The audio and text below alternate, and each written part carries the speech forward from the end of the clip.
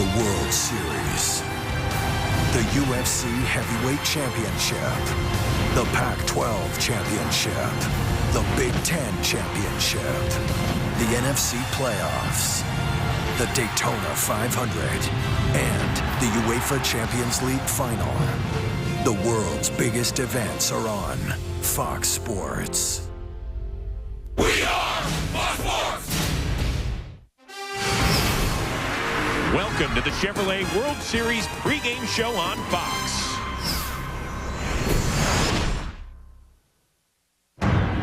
In Game 6 of the World Series, the Texas Rangers and St. Louis Cardinals simply played one of the greatest games in the history of baseball. And now the Rangers are one strike away from their first World Championship in franchise history. And with the Cardinals' season on the line, it was up to the hometown kid to save St. Louis. Into right, well hit. It's off the wall.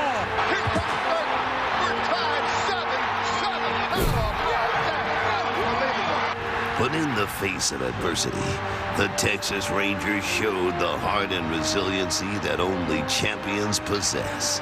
There's a shot into right. Hamilton has gone deep. Josh Hamilton, a two-run home run, and the Rangers have regained the lead. For the second time, St. Louis faced elimination. This time, the Cardinals' hottest bat in the World Series delivered again. A swing and a base hit into center field. Here comes John Jay with the tying run. The Cardinals have done it again. They just won't go away. And on a night that could only have happened in October, David Freese went from hometown kid to playoff legend. Freese hits it in the air to center. We will see you tomorrow night.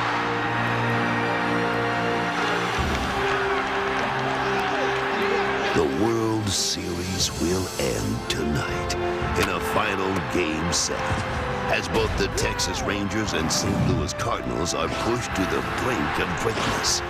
But only one team will stand victorious as the champions of baseball. The conclusion of the World Series is next. Game 7. Right now on Fox. After a night of improbable comebacks and drama, St. Louis is bracing for the final chapter of the World Series.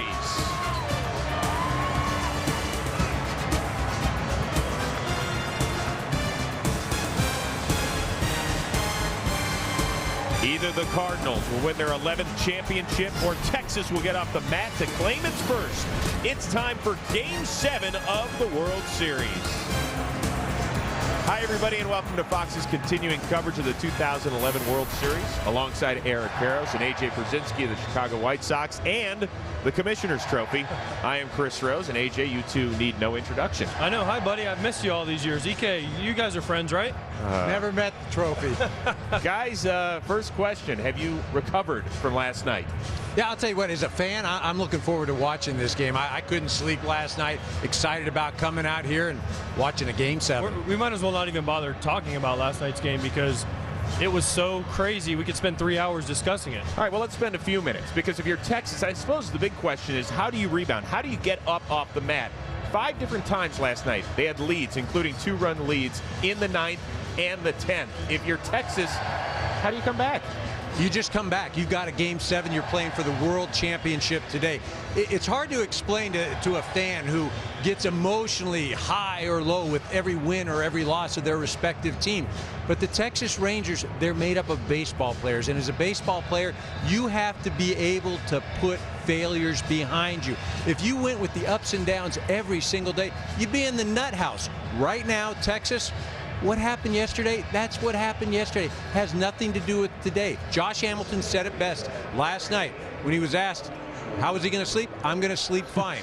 Well, how are you going to put tonight behind you? He said, you know what? That's what separates those of us that play the game and those that don't. Yeah, but guys, we hear so much about momentum. Momentum, we hear that. That's like a buzzword for fans around here. Does it factor in? Not at all. I don't believe in momentum. Tom Kelly, one of my former managers, used to say all the time, momentum is based on the next day's starting pitcher. So Chris Carpenter and Matt Harrison, it's on you guys. Everyone knows that. But baseball is a game built on failure. Everyone fails. From the time I played T-ball to playing in the major leagues and winning a World Series, I've failed. I've failed miserably. I've had good days. I've had bad days. But you learn to get over it. You learn to separate it. You learn to get past it. That's what you're taught. That's why these guys are on the field right now, and my Chicago White Sox are at home watching it, because we didn't get past our failures. Tonight, one of those teams has the chance for the ultimate goal, and I can't wait. You make it sound like you're terrible. I mean, you're a two-time All-Star. You got a ring. It's not that bad. Well, no, it's not that bad, but it is what it is, and it's part of the game. Hey, there is one note for the St. Louis Cardinals. Matt Holliday has been removed from the postseason roster after he injured his right wrist, diving back to the bag last night in the sixth. Adron Chambers takes his place. That was 5 innings before David Freese's epic blast. Our Ken Rosenthal is about to catch up with St. Louis's hometown hero.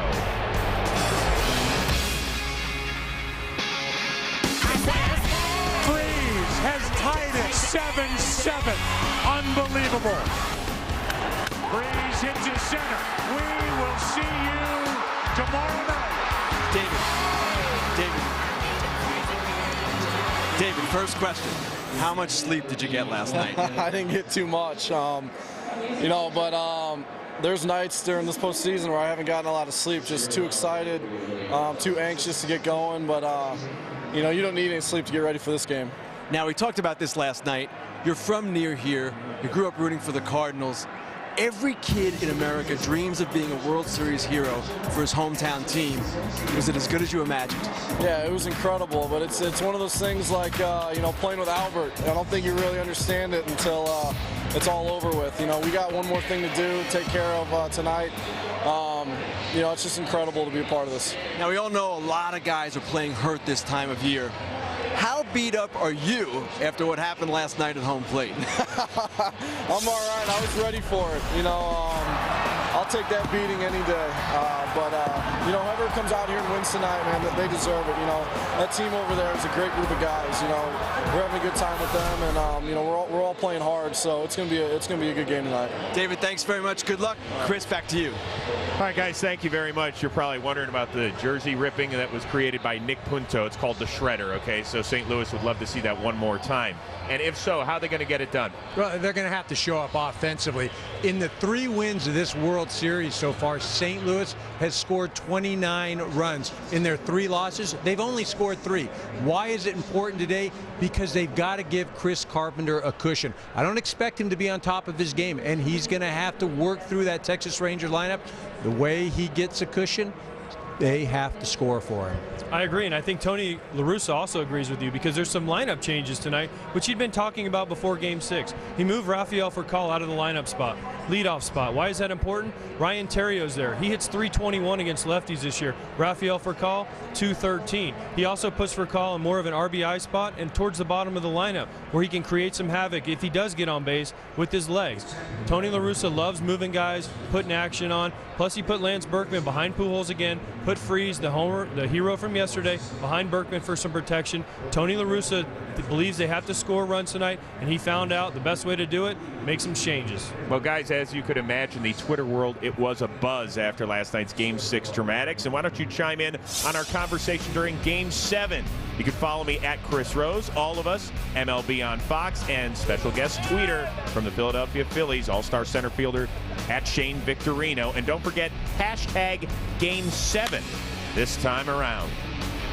Well, tonight, our baseball history lesson is all about Game 7. 2001, Diamondbacks and Yankees tied in the 9th. Bases loaded for Luis Gonzalez against Mariano Rivera. Floater, center field. The Diamondbacks are world champions.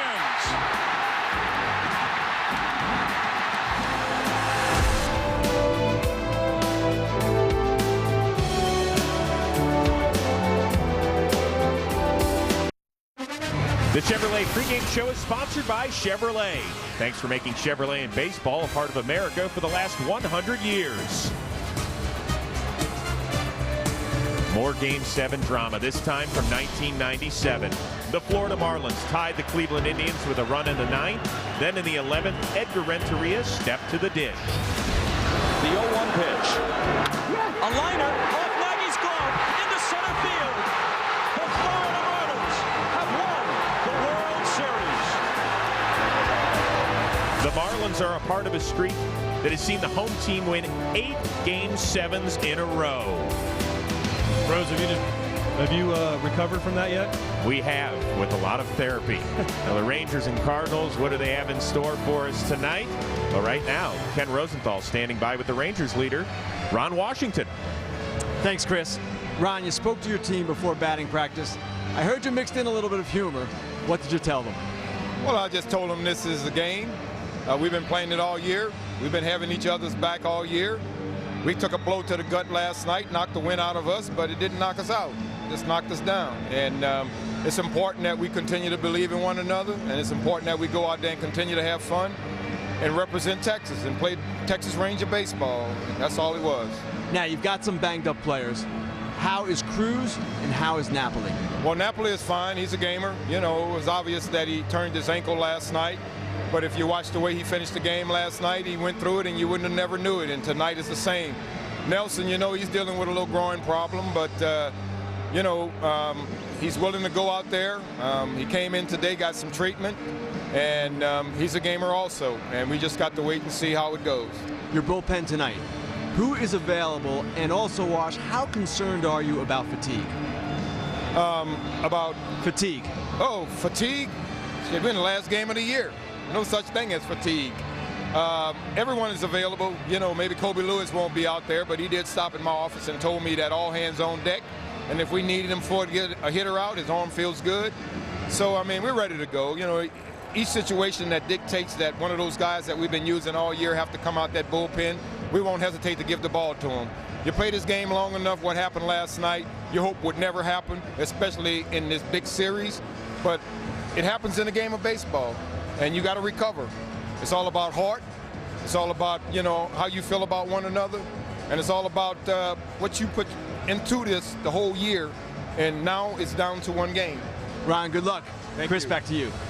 Guys, thank you. Wash is obviously ready to go. I love it. I love the energy. I love those glasses he has. They match his hat perfectly. All right, strategy for the Rangers. What are they trying to do tonight? They're trying to get to Chris Carpenter. That's what they're doing. This is the third time in less than 10 days they face Chris Carpenter.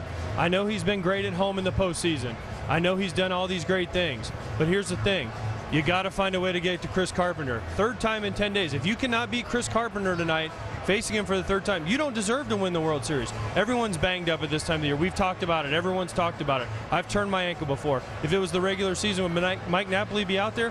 Probably not. Would Nelson Cruz be out there? Probably not. But Ron Washington calls these guys dirtbags. That's an affectionate term, and he's more than happy to throw them out there. Yeah, I mean, he turned his ankle and he's here tonight. I mean, that's amazing. That's playing through pain. Matt Harrison is the key for this ball club. You don't want to get into the bullpen early on. As Ron Washington said, everybody's available, but still you'd like to see Matt Harrison go 5-6 innings. He's on full rest. He can throw like Derek Holland as far as controlling the lineup. The key, get the curveball over for strikes. Keep the ball down. His defense will have to be involved. He creates a lot of ground balls. The thing for him, keep the defense involved, and they need to make plays. They did not support him at all in his previous start. In fact, they just dropped the ball, and that's why he didn't pitch that well. Well, guys, you heard Ron Washington talk about the injuries suffered by Mike Napoli and Nelson Cruz. They are both in the starting lineup. Of course, Napoli, if you missed it last night, he sprained his ankle going into second base in the 4th inning. Nelson Cruz actually had to leave for a defensive replacement in the 11th because of that groin strain. EK, how does this affect the Rangers? Well, you know, I'm getting tired of hearing this. Well, it's late in the season and we all don't feel well and we're all going to go out and play. Totally get that. But that doesn't explain, can Mike Napoli go out and run? Can he get to second base? Can he pivot? Can Nelson Cruz do things that he normally could do with a healthy groin? Those are the things that will impact this ball club. But that man right there, Adrian Beltre, has the ability to carry this team. He's had a great World Series so far. And remember, when Chris Carpenter last stepped on the hill, who took him deep? Adrian Beltre. I know you love Adrian Beltre because you guys both bled Dodger blue at one time, but my guy I picked at the beginning of the season, Michael Young. Michael Young, here's your chance for redemption. Last night, 1st and 3rd in the 1st inning. You struck out. You kind of set a spiral in motion where they didn't get that run in. You made 2 huge errors in the field. You got taken out of the game. Tonight is your night for redemption, much like David Freese did last night after he dropped the pop-up. Michael Young, I picked you as my MVP of this series. Tonight is your chance to earn it and win Game 7 for your Texas Rangers as the face of the franchise. Well, guys, coming up, it's going to be your chance to talk about the starting pitchers. One of them is a fireballing left-hander that's in his mid-20s. Another one, an aging Cy Young Award winner. Who has the edge, and will age and experience factor in? EK and AJ. Yeah, we're using initials on this show. Break it all down when we return to St. Louis.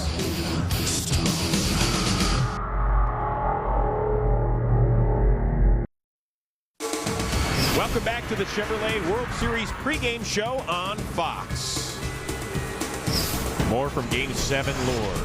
20 years ago yesterday, the greatest pitching duel in World Series history.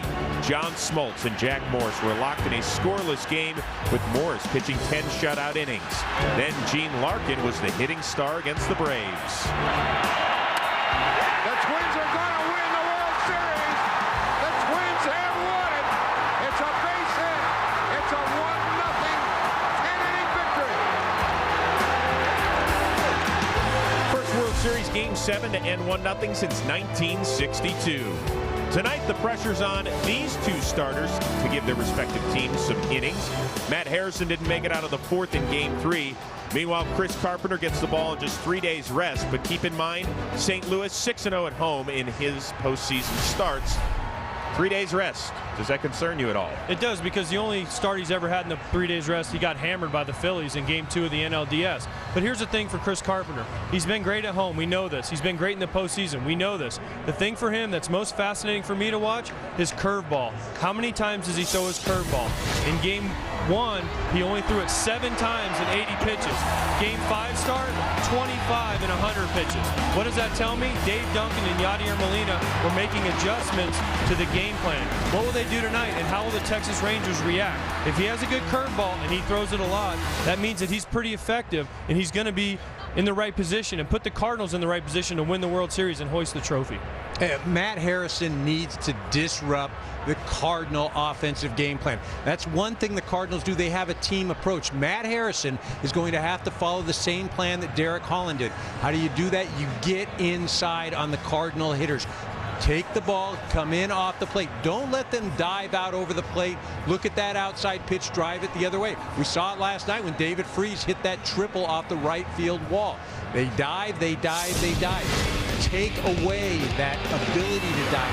Keep the ball down.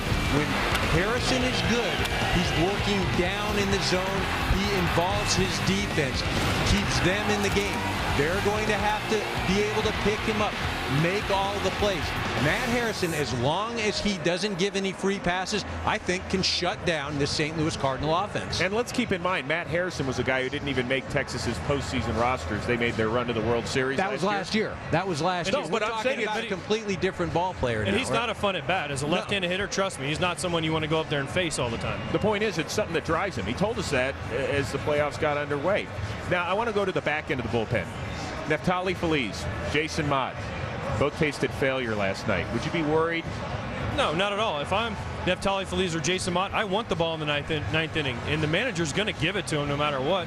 The game's on the line. This World Series is on the line. If you're the Texas Rangers, you want Neftali Feliz out there. You're the Cardinals, you want Jason Mott out there. They blew it last night. What are the chances they're going to blow it 2 nights in a row? I don't think there's a chance that's going to happen again. They want the ball, and they will get the ball if it comes to that. And I think what you're talking about, the characteristics of these guys, the qualities of these guys, they want the ball when the game is on the line.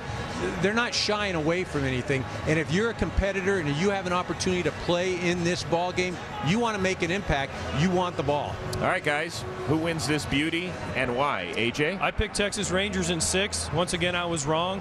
So I'm going Texas Rangers in 7. They have the pitching lined up the way they want with Harrison. Their lineup is deeper, and I just believe they're a better team. I think Texas in 7. I picked them at the beginning of the series. I haven't seen anything that would change that. I don't think Chris Carpenter is going to be as effective as a lot of people think. The last road team to win Game 7, 1979. We are family. If he's right again, we're going to Vegas. Well, that's true. You were pretty good in the ALCS. See if he can make it 2 for 2. All right, guys. Well, tonight we will be handing out the Commissioner's Trophy. Who will take it home? The Cardinals for the 11th time or the Rangers for the 1st? Coming up, it's time for the singing and playing of our national anthem. Let's send it upstairs to John Hewlett. Please direct your attention to center field. Our nation's colors are being presented tonight by the United States Transportation Command Joint Service Color Guard from Scott Air Force Base. Ladies and gentlemen, please rise and remove your caps for our national anthem. Joining the members of the Joplin South Little League on the field is the lead singer of the multi-platinum Grammy-nominated band Daughtry, 19 RCA recording artist Chris Daughtry.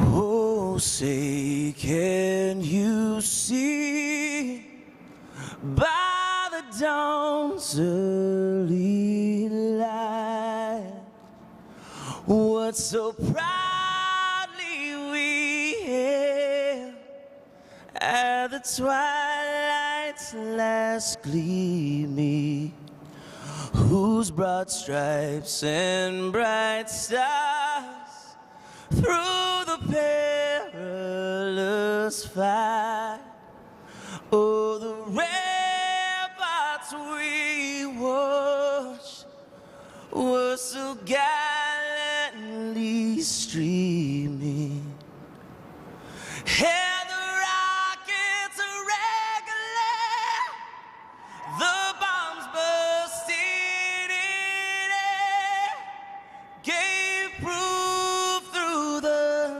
night that our flag was still there. Oh, say does that star-spangled banner yet wave? Oh, the land of the free and the home of the brave.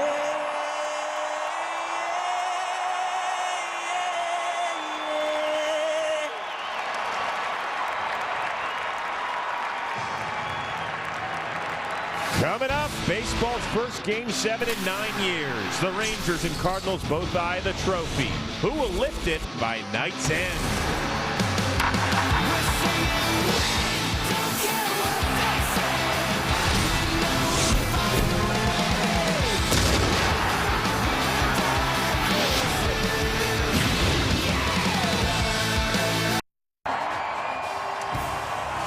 Welcome back to the Chevrolet World Series pregame show on Fox.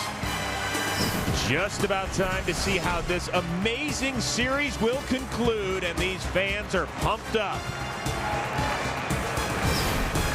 It's Game 7 of the World Series between the Texas Rangers and the St. Louis Cardinals, and now it's time to say hello, Joe Buck. And I say hello back, Chris Rose. Thank you very much, and welcome to the broadcast booth. Tim McCarver is coming right up. Well, here we are, Game 7. This is when this great game is at its best.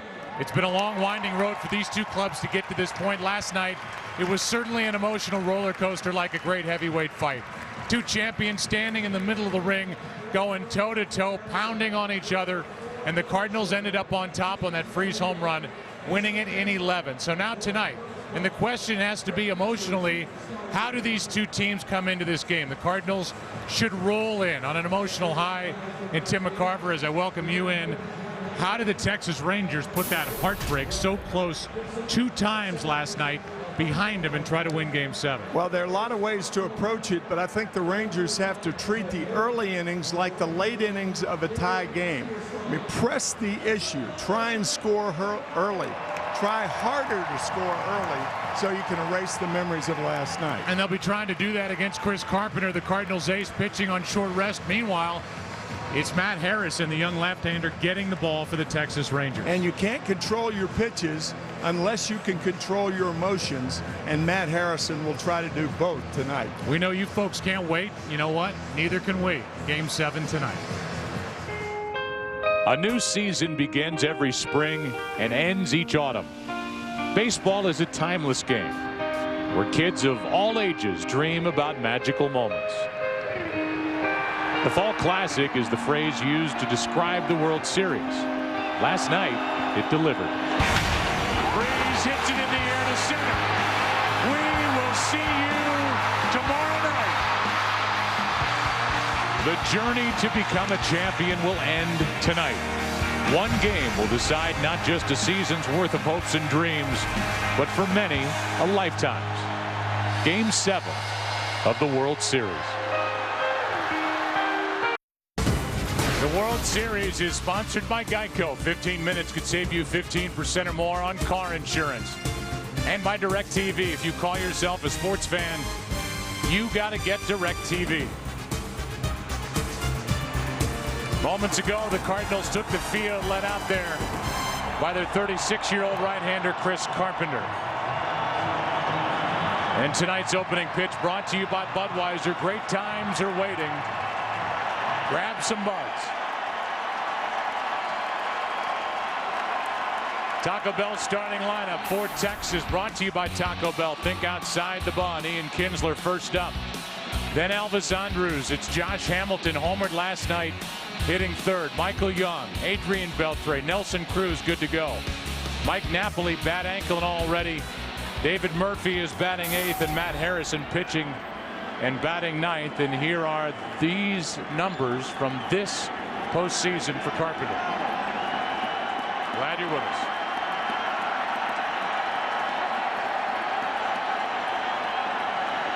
On short rest. Ball one up and away. Carpenter, who has 8 total postseason wins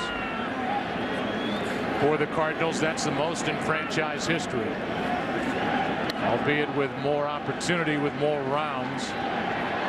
He is 2-0 at home this year, 6-0 in his career, and pitching at home during the postseason.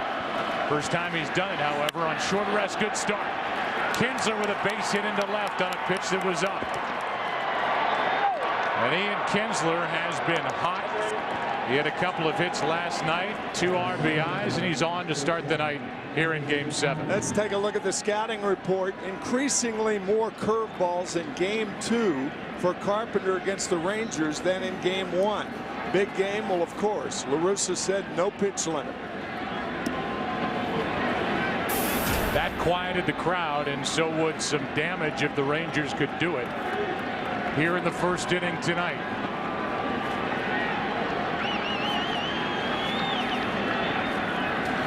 There goes Kinsler. Now he comes back and he's trapped. Just like that, the Rangers lose Ian Kinsler on the bases. 1 out. A mini momentum shift. Andrus squaring around. Kinsler slips for the second time in this series. Kinsler is picked off by Molina. Caught in between, but Molina wasn't. It goes down as a caught stealing. 2-3 with Pujols on the tag, and now a ball down and away makes it 2-0 on Elvis Andrus.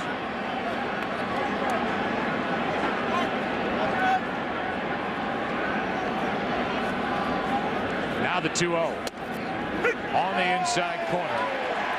2-1. Home plate umpire is Jerry Lane. He is the crew chief. He worked the plate when Carpenter made the start in Game 1, and that was called strike 1. Here's a 2-1. Ball 3, 3-1. The Rangers won Game 2, 2-1 on great base running by both Kinsler and Andrus. Bad start on the bases tonight. See what Andrus can do with a 3-1 count. He takes a 1-out walk. And now we give you the Cardinal defense. Little different look. In the outfield, Alan Craig is in left. Matt Holliday has been disabled. Skip Schumacher in center, Berkman in right. Freeze for Kyle. Ryan Terrio gets the start. Albert Pujols at first. Yadier Molina does the catching for Carpenter. We'll give you a bit of an injury update from Ken Rosenthal here in the top of the first if we get the chance. Here's Hamilton. Ball one outside. Joe, you and I were watching Josh Hamilton take batting practice. It was the best batting practice we have seen in the postseason by Hamilton. He was launching balls out of here. And his last swing, he won midway up the back end of the bleachers and right. He is late on that swing. 93 from Carpenter. Ball one. Here are some of the injuries. That nasty twisted ankle by Napoli. His left ankle, then Holiday with the injured hand, a finger. He has been put on the disabled list, and then Cruz hurt his groin. The only guy that can't play here in Game 7 is Holiday. Runner goes, and a base hit into right. It's past Pujols, and Elvis Andrus will cruise all the way around. It's an RBI double, and the Rangers strike first. Aggressive on the bases, starting the runner, and Hamilton puts Texas on the scoreboard. Normally, in a World Series, when a team has a bad break, like Ian Kinsler being picked off, you stop running. It's only normal. Not Elvis Andrus. He had 37 during the season. Off with the crack of the bat, scoring easily, and Hamilton to second base.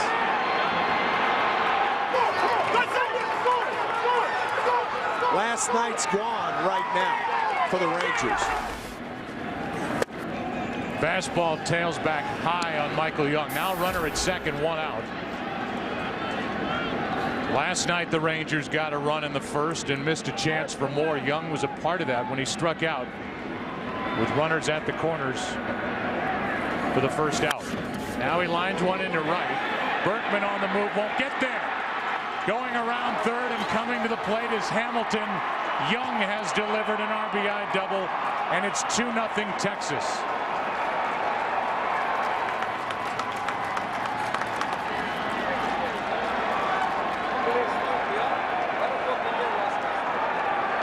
That ball up and in to Michael Young. He fists it down the right field line for another double by the Rangers.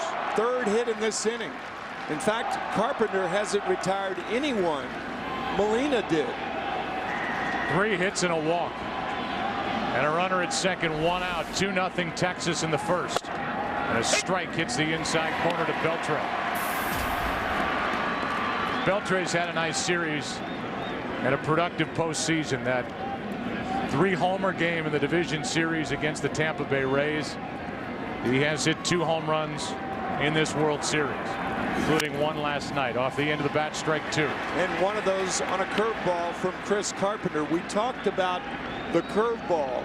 Chris Carpenter threw 7 curveballs his first outing.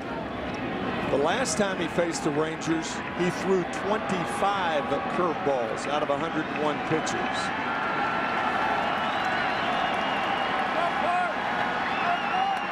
Here's an 0-2. A strikeout for round number 2. And with Nelson Cruz coming up, we'll go down to Ken Rosenthal for an update on the injuries from Game 6. Joe, Nelson Cruz did not receive any injection. He's going on World Series adrenaline with that groin. He hit several balls out in batting practice, and I asked him, how are you doing? After he was done, he said, did you see me? Now for the Cardinals, Matt Holliday out with a sprained right wrist. His replacement, Adrian Chambers, was in a TGI Fridays with his girlfriend, ordering bacon and potato soup when he saw the news flash across the TV, added to the World Series roster. So he is available on the bench tonight. As a strike hits the outside part to Nelson Cruz from Carpenter. We saw the big ERA of over 7 in the first inning for Carpenter. And then he's had the ability to settle down. After that, he's given up 2, a chance for more, and that's ball 1. How can Chambers be in TGIF Fridays when he should be in a J Bucks here in St. Louis? Oh, hey. Let's keep it clean. Let's keep it clean. Runner at second, 2 out. Here comes a 1-1. That is a tester for Freeze. Pick up the throw, and the inning is over. Bumped the Texas Rangers trying to put last night out of their memory, get 2 in the first half inning here in Game 7. The World Series on Fox is sponsored by Toyota and by Taco Bell. Think outside the bun. Staying with that theme, here is the Taco Bell starting lineup. Think outside the bun. The Cardinals have Ryan Theriot in the leadoff spot for the first time this postseason. His first start since Game 3. He's about to walk in. Then Alan Craig, Albert Pujols, Lance Berkman, David Freese, Yadier Molina. Rafael Percal is batting 7th. He's been the leadoff man. Schumacher is in center, and then pitching is Chris Carpenter batting 9th. And here are the numbers this postseason: an ERA over 5 for the young left-hander Matt Harrison.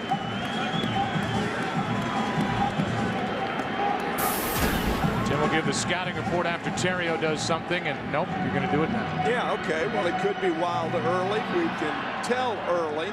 Double play is an ally. He led the majors in inducing double plays, and never a start like this, and that's stating the obvious. Here's a pitch up and away to Ryan Theriot. We'll watch and see if he is high early. And a little bit wild. Theriot is 2 for 18 since the division series, when he hit well against the Phillies, and the count's 1-1. Cardinals have hit just .245 in this World Series. They came alive late last night. Here's a 1-1. Up and away, ball 2. Cardinal hitting coach Mark McGuire and everybody for Texas available in their bullpen except Colby Lewis. So C.J. Wilson, their #1 starter, is available if needed. Theriot grounds to Kinsler, who led off with a base hit for Texas, and there have the first 1 out. And now we look at the Texas defense. Murphy in left, Hamilton in center, Nelson Cruz is in right. Around the infield, Beltre, Andrews, Kinsler, and Michael Young. The catcher is Napoli, and he is trying to guide Matt Harrison through this start. Here's Alan Craig, who homered last night against Derek Holland.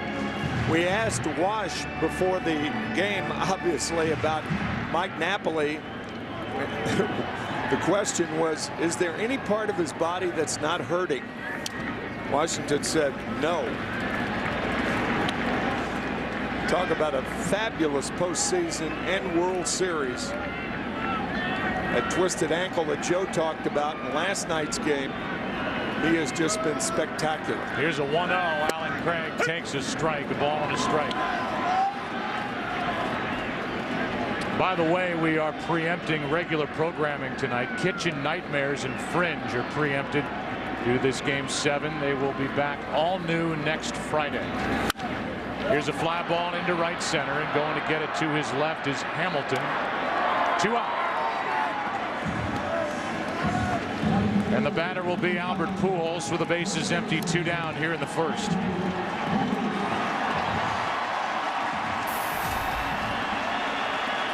Tony La Russa talked to his team before the game individually. It was not a meeting, but he went around to one guy after another and said, you're going to have to do yourselves a favor and compartmentalize last night's thrilling Game 6 win.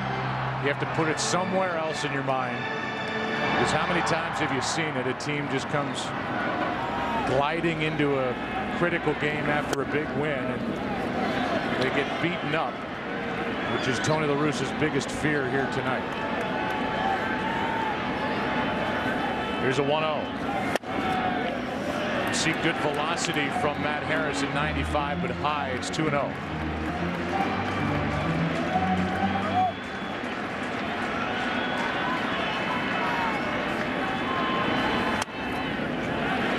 Berkman is hitting cleanup again tonight. Everybody's moved up a spot after that because of the absence of Matt Holliday. Since the Cardinals trail by 2, Pujols will be taking here. And he takes a walk.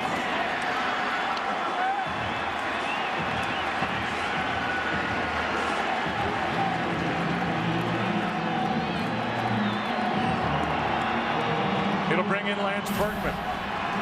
And it was Lance who last night tied the game in the 10th. With a 2-out RBI hit.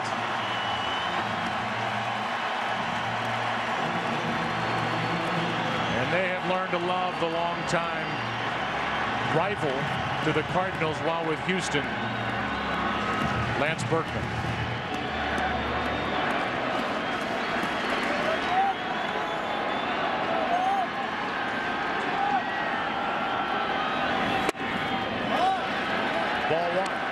5 in a row by Harrison.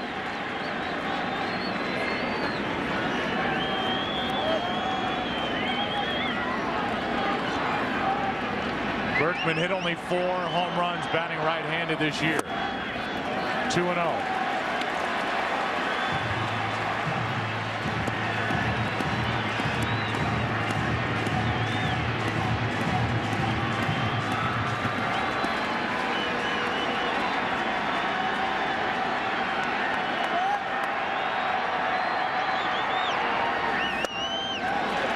That is 7 straight missing out of the hand of Matt Harrison.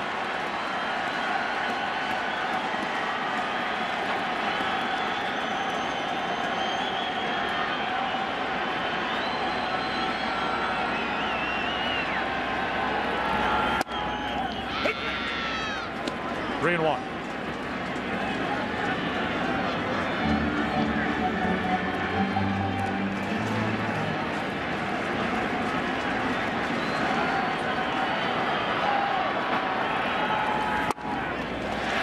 Here comes David Freese.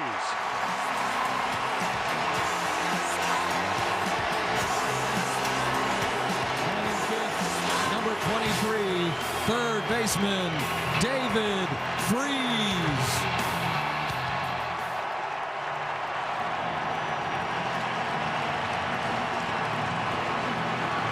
Mike Maddox out to talk to Matt Harrison.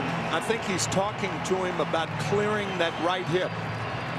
When you block yourself out, everything is to the left side of the plate from the pitcher's standpoint. When you clear that hip, that allows you to throw the ball inside. That's what Freese did last night. First player in World Series history to have a game-tying RBI in the 9th, game-winning RBI in extra innings. 2-run triple in the 9th. And a winning home run in the 11th.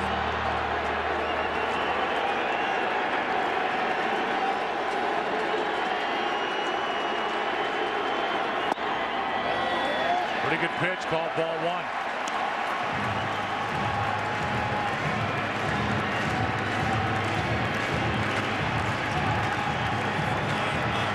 Freese with 19 RBIs during this postseason.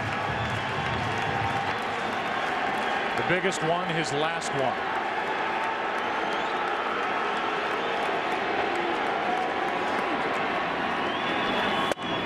Inside corner of ball and a strike.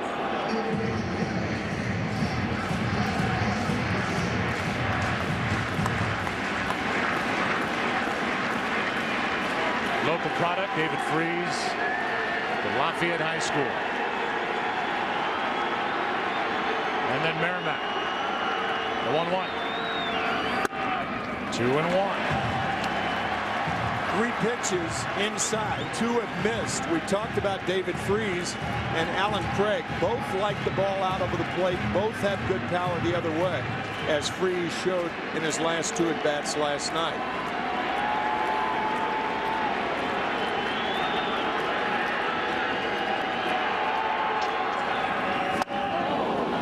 Good change of pace from Harrison, 2-2. After 3 fastballs, an 83-mile-an-hour changeup. Good one.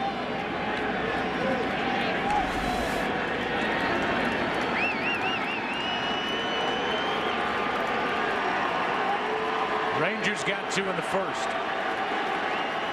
Cardinals have 2 on in their half.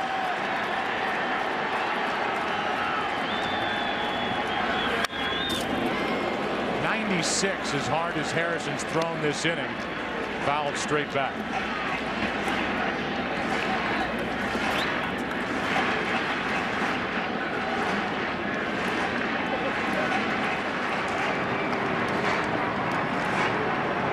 While they visit on the mound, we will look back to Game 6 and David Freese and give you our State Farm recap. Get to a better state, brought to you by State Farm.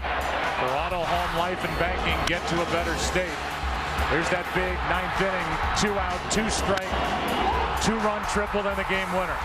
All of that following that error. That bounces in a full count, and that means that the runners will go.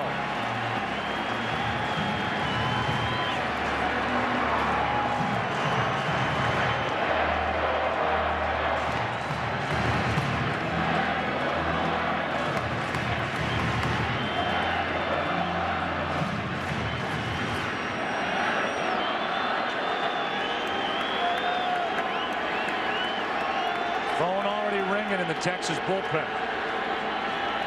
Runners go on a shot into left center field.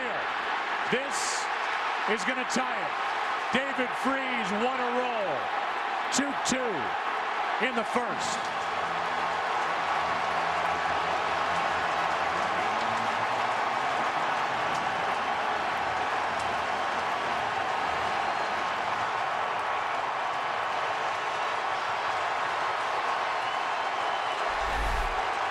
David Freese on a changeup inside. His last 3 at-bats. A triple to tie, a home run to win, a double to tie.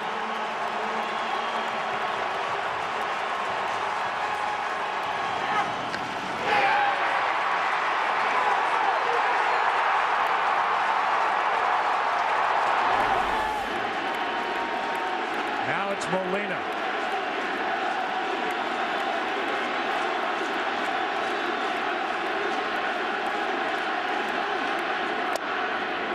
C.J. Wilson is getting loose.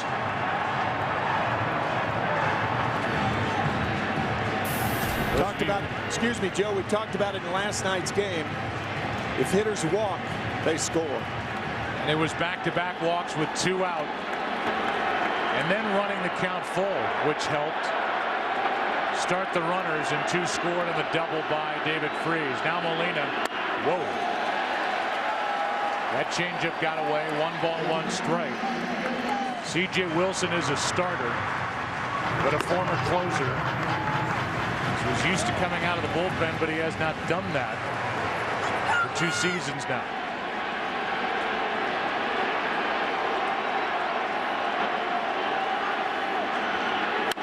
Molina flies 1 to center. At the track, at the wall, it's caught by Josh Hamilton to end the inning. Man, it's a thrill a minute in this series. Every time you turn around, somebody's chasing a ball down or plugging a gap or hitting a home run, or what's next? Tied after 1 in Game 7. About some Game 7 facts. 35 games in World Series history for Game 7. The home team has won 20 of them. They've won 8 straight, and the last time a home team lost, 1979 Baltimore to the Pittsburgh Pirates. Strike 1 to Mike Napoli, bottom 3 in the lineup for each side. Each pitcher gets a do-over. 1 ball, 1 strike. Napoli is on his way to being the MVP of this World Series with what he's done with the bat, his arm, with his mind calling games. The presence he has been at the bottom of the lineup for the Rangers really all postseason. That's just outside, ball 2.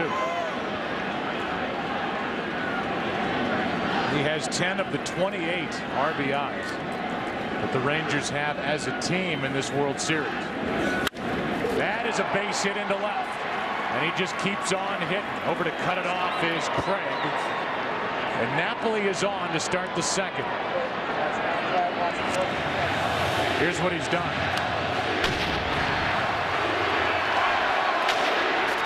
Three homers, 15 RBIs. And within that, 2-10 in the World Series. And he's on with nobody out here in the second, with Murphy up now and the pitcher Matt Harrison on deck. Ball 1 outside. Thing about Napoli, he spread it around too. Hitting pitchers for home runs, for an average, throwing out base runners. Getting Matt Holliday, his last victim, at third last night. That makes it 2-0 from Carpenter. We talked to Chris prior to last night's game in case there would be a Game 7 and in case he got the ball. And he said he learned something pitching for the first time on short rest in Game 2 of the divisional series at Philadelphia. It only lasted 3. That is foul. And he said, you know, I just had to realize that I had to pitch better with less stuff. By the time I, meaning Carpenter, figured it out, it was too late and he was out of the game. Since then, he threw that 3-hit shutout in Game 5 to clinch it. He won Game 3 of the NLCS, won Game 1 of the World Series, and was good in Game 5 of the World Series. That is not hard hit. The throw to second for the out, and the Cardinals get the lead man with Furcal covering, 1-on-1 out. We look at the numbers for Chris Carpenter, 6'6", 230-pounder with 8 wins in the postseason. Franchise record he has not lost here at home. His ERA in the low 2s in his career pitching at Busch Stadium, whether here or next door. Well, when you lack stuff, it doesn't necessarily mean that you're throwing your fastball slower, but it does mean that you're making more mistakes up in the strike zone. When you look at the hits, Josh Hamilton hit a high changeup, Michael Young a high fastball, and Mike Napoli a high hanger on the slider. Jerry Lane is hearing it from Molina a bit. After that pitch was called ball 1. Harrison's up there to bunt. Period. Good RBI man on deck, and Kinsler, who drove home 2 last night. Crew chief is joined by Greg Gibson at first, Alfonso Marquez at second, Ron Kolpa at third, Ted Barrett down the left field line, and Gary Cedarstrom had a good night behind the plate. He's in right. Chris Carpenter continues to show he's going to have to be innovative in the early innings. Here's the bunt, and it is picked up by Pujols for out number 2. And a good bunt by Matt Harrison. Down to second, the go-ahead run. Napoli. Another Murphy with Ian Kinsler walking in. He singled his first time up.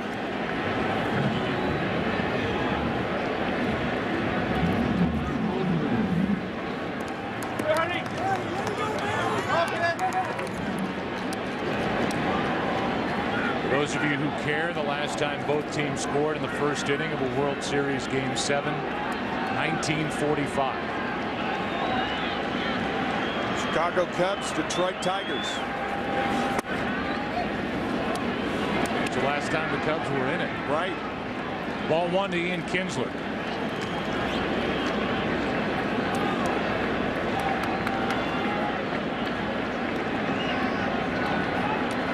Kinsler's had a nice series. Good postseason. 1-0 pitch inside. 2-0 on deck is Andrews.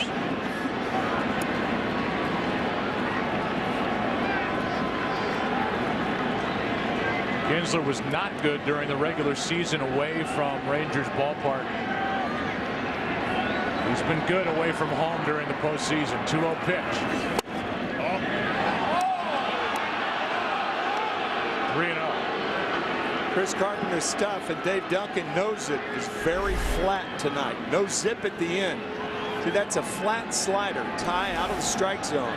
He's been up in the strike zone. His breaking balls have been very flat. No bite. And a 4-pitch walk puts Kinsler on.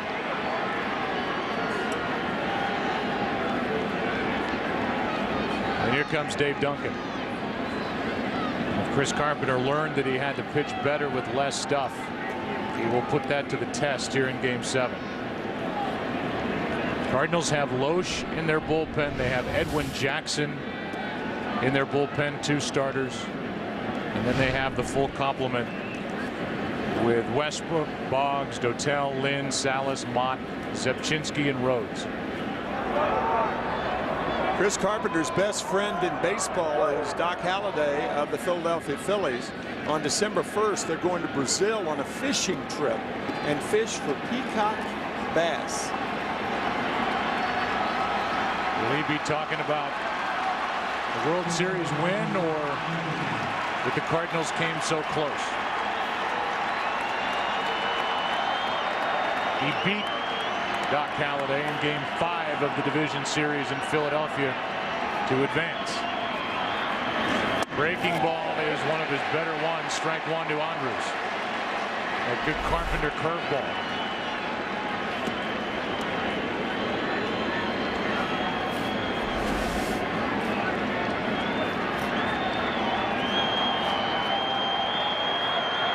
A chance for Elvis Andrews to get the lead again. Throw down to first and safe. Going second to third is Murphy. And they may have had Ian Kinsler if Pujols hung on. It was close. Couldn't agree with you more. I think he's out. Pujols tried the slap tag. Watch, this is a design play. Molina with that cannon behind the plate. I think he would have been out. But Pujols tried the quick tag and missed it. Kinsler's already been picked off twice by Molina. Like Pujols' left foot impeded Kinsler getting in there. It's an error on Pujols. It certainly looked like the first base umpire, Greg Gibson, was ready to punch him out, and then when the ball came out, gave the safe call.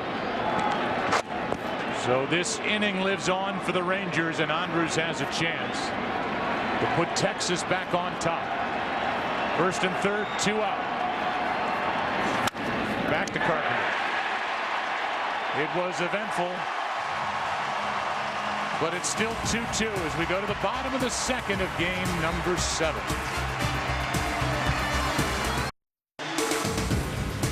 The World Series on Fox is sponsored by Budweiser. Great times are waiting. Grab some buds. Tonight's aerial coverage brought to you by DirecTV. If you call yourself a sports fan, Tim, you got to get DirecTV. Told us last night you already have it. I did, and I do. Here's Furcal leading it off, and a good breaking ball. Drops in from Matt Harrison. So Furcal, who was dropped in the order from the leadoff spot to 7th, gets to lead off in the second. He is really struggling in the hole here 0-2 and just 3 for 25 in this World Series. Taking big swings, and that's bothered La Russa as he looks at ball 1 up. Yeah, he doesn't have the stature for a big swing. He's a small guy. Small guys should have a small triggering device. Furcal's been too long. That's what the players say. You hear that expression, I'm short to the ball. That means their triggering device isn't going back too far. Mark McGwire with a great triggering device during his career.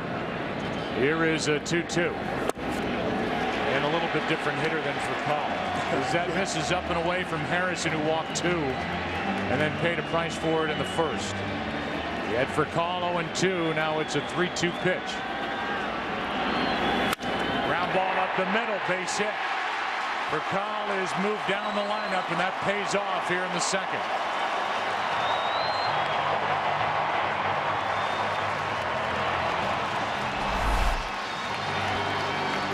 Andrus can't get to it. Now it's Skip Schumacher. Normally the sacrifice would be in order, but with the pitcher on deck, no way. Schumacher's been swinging it well. 375 over his last 16 games since the 23rd of September, and mixed within that is a 471 average this postseason. Not active during the NLCS with a strained oblique.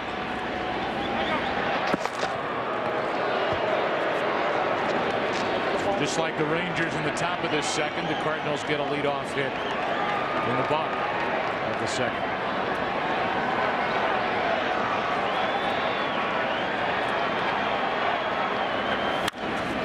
To the shortstop, Elvis Andrus to second, out, over to first, got them both. Well turned, 6-4-3, and the bases are empty behind Matt Harrison. Elvis Andrus knew that Schumacher's a fast runner, gets the ball quickly to Kinsler, just out at first base. By the width of a shoelace.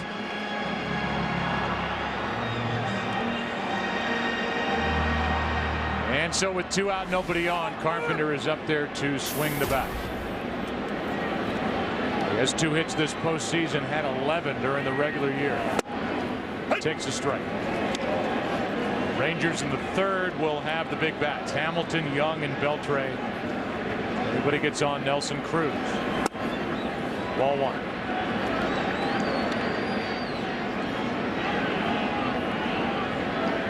This postseason across baseball, of a possible 41 games that could have been played, 38 games will be played.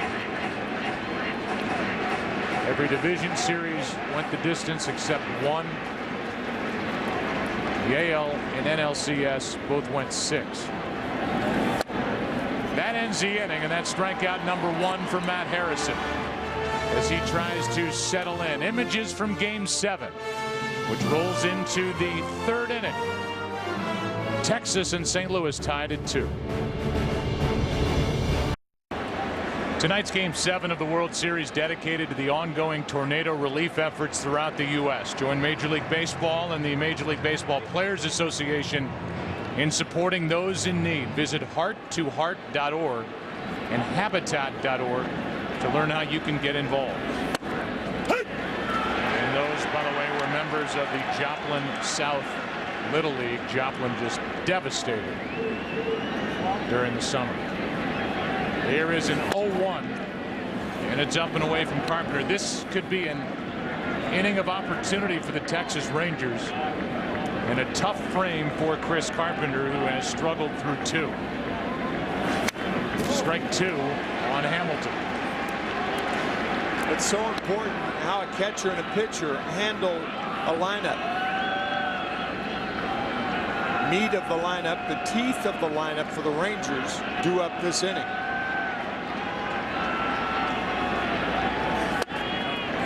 Two and 2.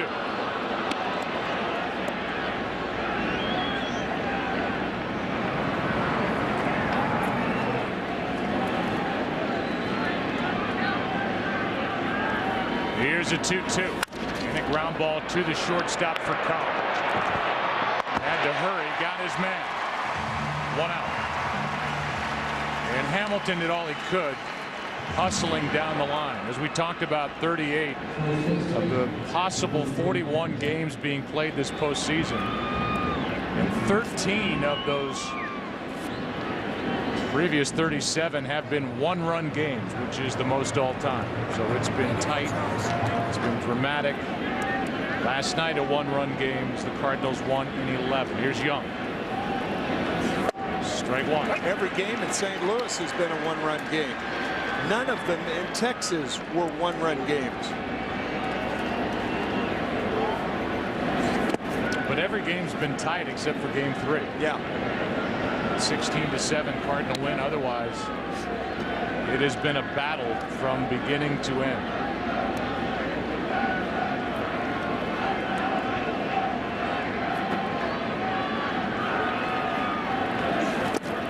Young chased it. Strike 2. Way outside and low. Carpenter with a gift strike to Michael Young.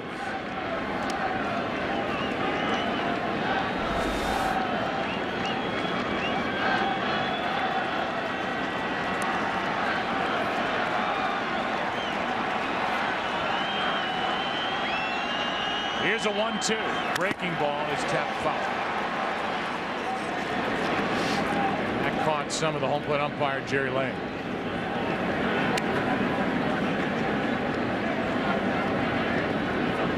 So like a good home plate umpire will do, buy some time for the catcher to let the pain subside. Molina spends some time talking to the crew chief.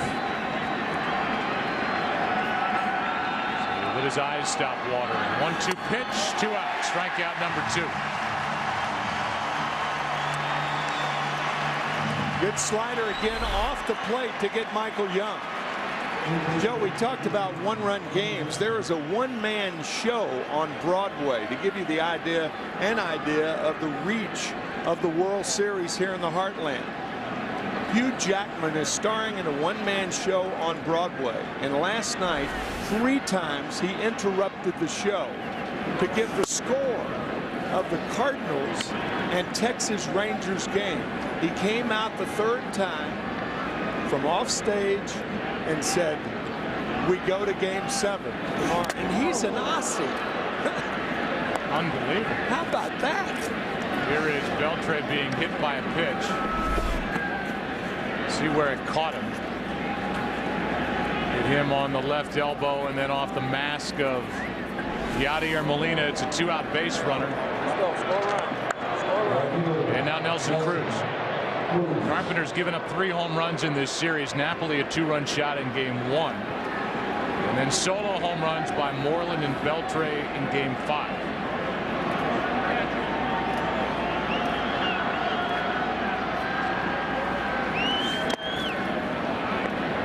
Molina's already caught one. He nearly caught another and was thinking about firing behind Beltre at first there. Ball 1.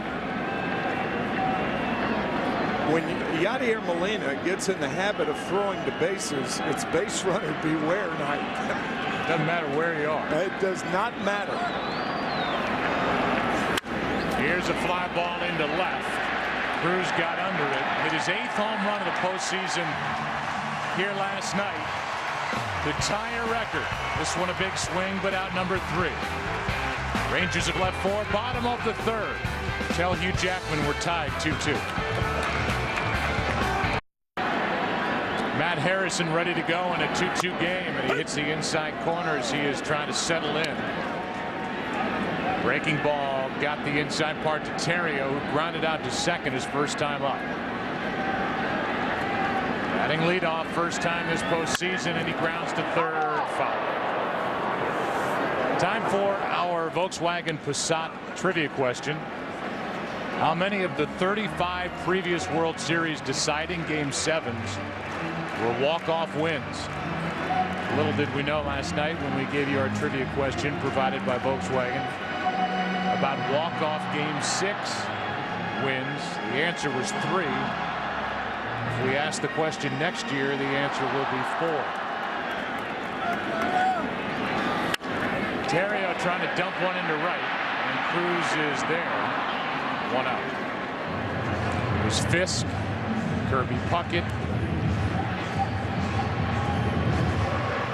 The last one was Freese and Joe Carter.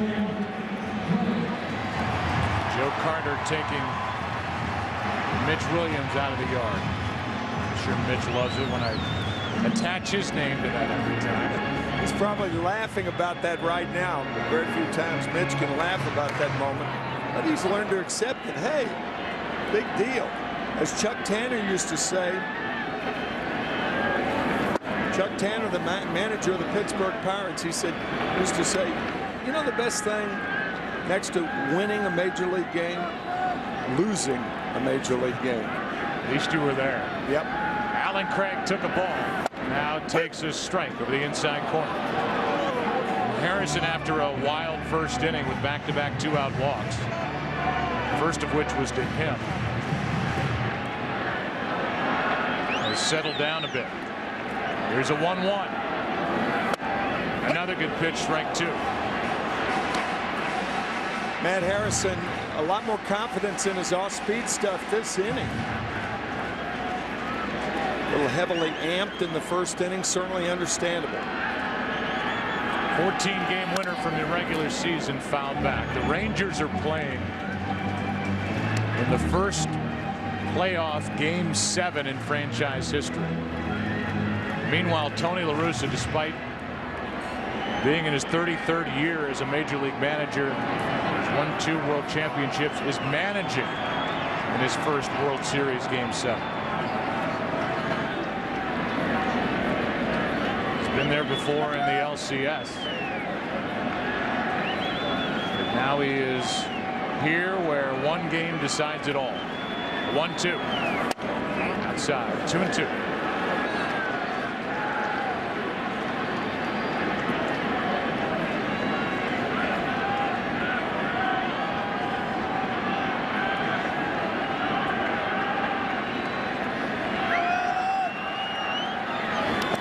It is amazing how quickly all that happened last night fades from memory once the next game starts. And that's the beauty of baseball, where you get your heart broken one night, even in the postseason. A lot of times you get to go right back out there the next night. Well, specifically, Joe, I think what did it for the Rangers was scoring those 2 runs in the first inning. That erased last night. Now we have a new one. 3-2. Craig hits it in the air to right. Back at the wall. The Cardinals have taken a Game 7 3-2 lead and a home run by Alan Craig.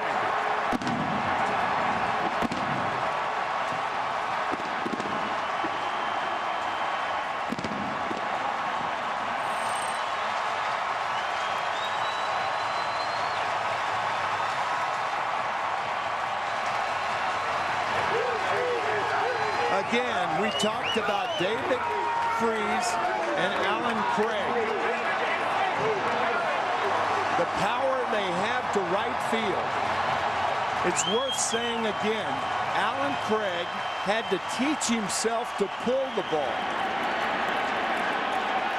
Here is Pujols, strike one.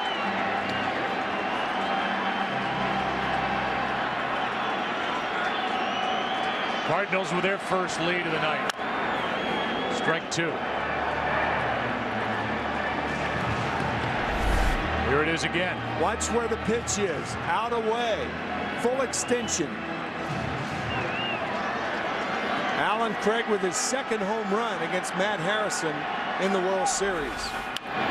Pujols went up to get that pitch. 95-mile-an-hour 0-2 delivery. It's still 0-2.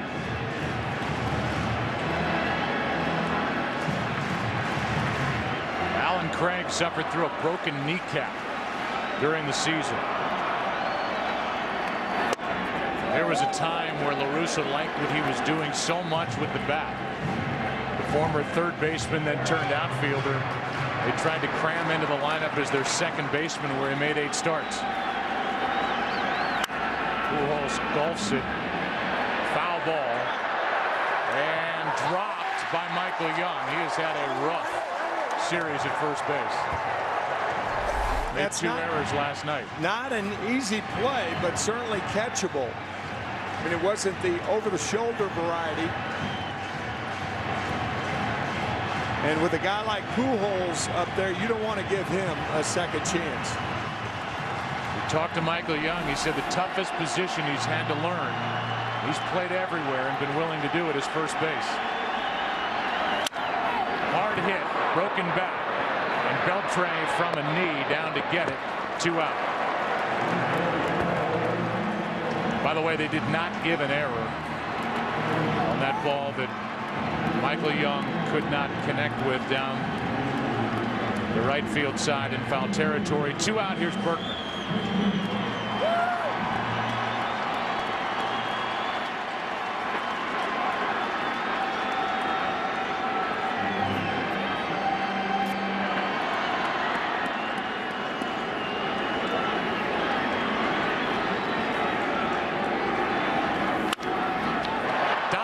Catch by Young, and there's a nice play by one of the best players in franchise history, Michael Young. We go to the 4th. Alan Craig, a home run, and the Cardinals lead it. It's game 7, 3-2. The World Series on Fox is sponsored by the all-new Volkswagen Passat. That's Das Auto. And by Chase. Don't get shortchanged. Get your cash back with Chase Freedom. Move into the 4th inning. Cardinals have their first lead on the home run by Alan Craig, who has hit 2 in this World Series against Matt Harrison. Here's Napoli, bottom 3 in the lineup for Texas. Breaking ball drops in for strike 1, and C.J. Wilson is getting loose again. Second time he's been up. He got up in the 1st. Pitcher due up 3rd in this inning. Strike 2 from Carpenter. 2 straight curveballs, and perhaps the best curves that Carpenter has thrown tonight. He struck out Napoli his last start in game 5 on 2 curveballs. See if he goes back out there with the hook. He does, and he gets him. Strikeout number 3. 3 straight curves gets Napoli. 1 out in the 4th this week on Fox NFL Sunday. Drew Brees and the Saints are here in St. Louis to take on the Rams. The Cardinals battle the Ravens. Vikings, Panthers, Lions, and an interesting matchup against Tim Tebow and the Broncos. The Redskins taking on the Bills in Toronto. Strike 1 on Murphy. Coverage begins this week with a Built Ford Tough Fox NFL Sunday pregame show. Noon Eastern, 9 a.m. Pacific, and in that pregame show we understand our own John Lynch has a sit-down interview with Tim Tebow, who was a comeback winner as the starter last week over Miami. John Lynch knows about this game of baseball. Was a pitcher at Stanford with Mike Messina. Oh, really? And threw harder than Messina. Talented athlete. We're glad he is in the Fox family. 2 balls and a strike. 1 out, nobody on. Murphy bounced into a force out his first time. Now chops one to Pujols. Feeds Carpenter. 2 out. A little more uneventful than the last time Chris Carpenter covered first base on a little lob from Albert Pujols in game 1. At least he's on his feet this time. Last time. Not diving. Last time it was a face full of dirt. Yeah. His right hand exposed to the spikes of Elvis Andrus. Kind of an awkward step on the bag by Carpenter, who now has the luxury of dealing with Harrison, who was 0 for 9 this season during interleague play. The base is empty. Strike 1.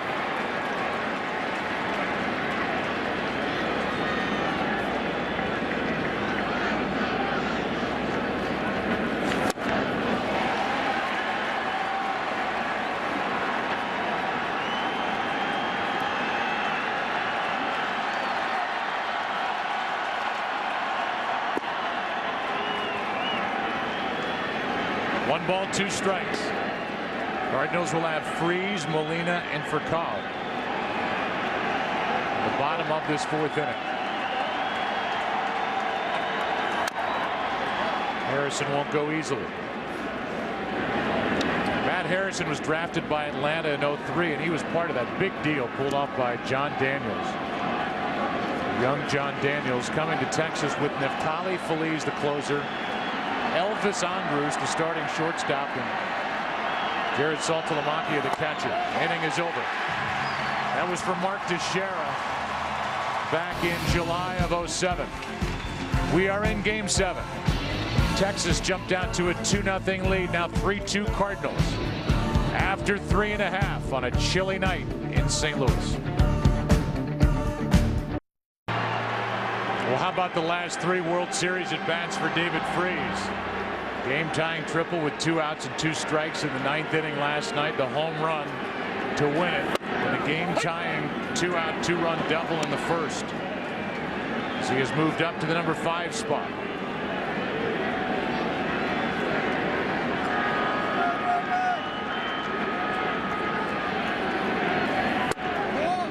A ball and a strike. Freese is now hitting better than .464 here at home during this postseason.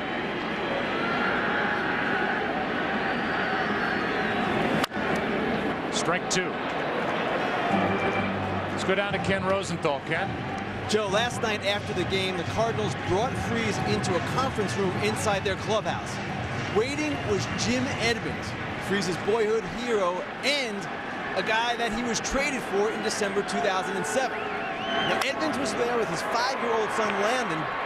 Freese is Landon's favorite player, and Freese said that Edmonds actually got choked up by the moment. Edmonds, you remember, well, he had a pretty memorable Game 6 walk-off himself for the Cardinals. Game 6 of the 2004 NLCS. That was against Houston, and there's David Freese. That was the, I guess, the during picture, and now the after a late night here at the ballpark. Landon all tucked in. And again, his dad, Landon's dad, Jim, who's still in the area and very visible, great guy, was traded for David Freese in December of '07. Bringing Freese back to the organization he grew up cheering for when starting at Lafayette High School.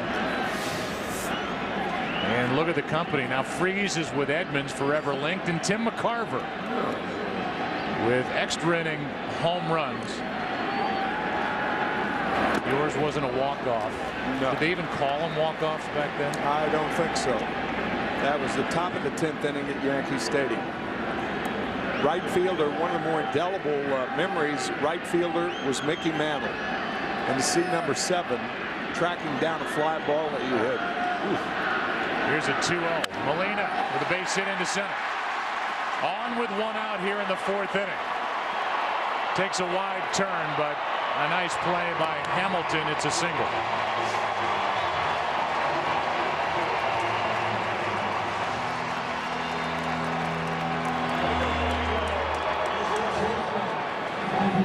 And now for Call, who singled his first time up in his new position in this lineup.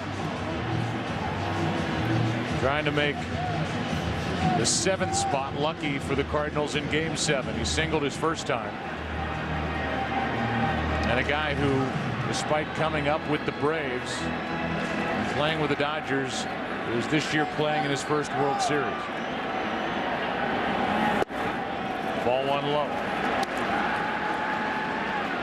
Joe Torre told us a couple of years ago when Furcal came to the Dodgers, all those years he competed against Furcal and had seen him interleague play, what have you. He had no idea how good of a player he really was and how much of a leader he was in the clubhouse and in the dugout. Of course, you can see the talent when you're playing against somebody. You could see the arm, see the range at shortstop. But the leadership abilities and capabilities you have to manage to see.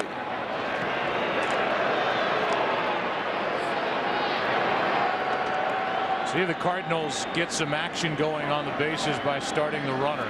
Wouldn't be a bad idea right here, even though Molina can't run. Speed of the runner, however, has nothing to do with it. And this is the ideal hit and run count. 2 balls and 1 strike. Pretty good pitch, called for ball 2. Now Scott Feldman gets loose. He pitched here last night.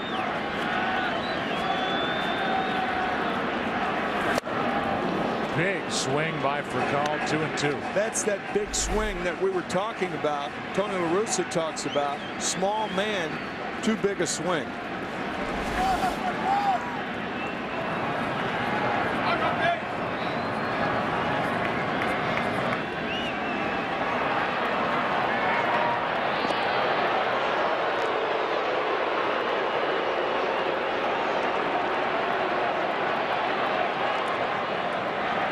Feldman is getting loose, but Harrison has Furcal up now in the left-handed hitting Schumacher on deck.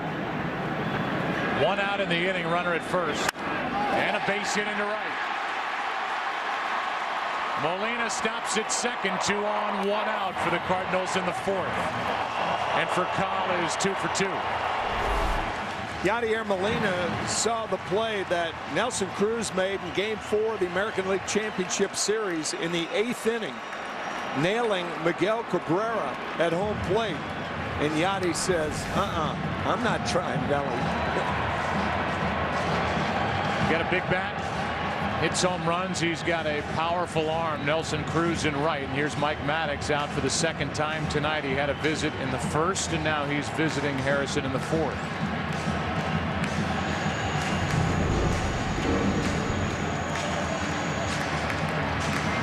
Cardinals lead 3-2. And they have Schumacher at the plate. Bounced into a double play his first time up.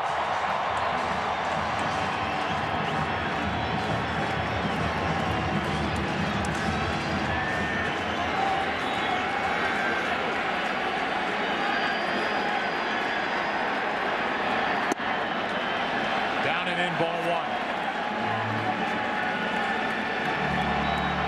On deck, the Cardinal pitcher, Chris Carpenter.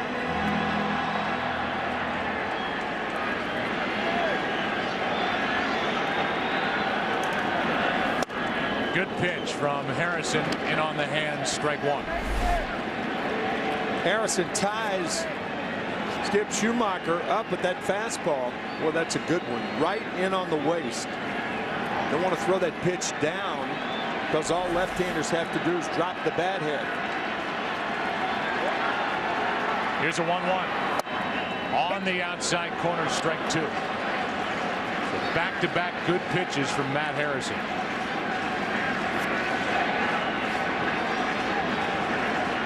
This will be the 70th pitch of the night for the Texas left-hander.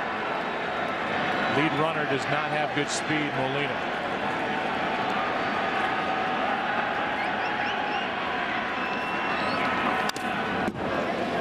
Back to that pitch in on the hands.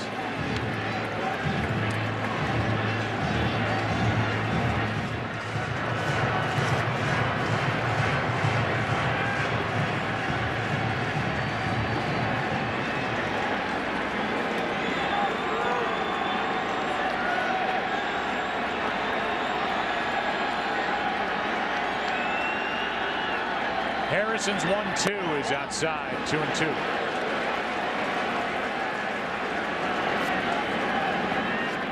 Outfield for the Rangers shifted way around toward left field. David Murphy, the left fielder. Josh Hamilton playing Schumacher to hit the ball to left.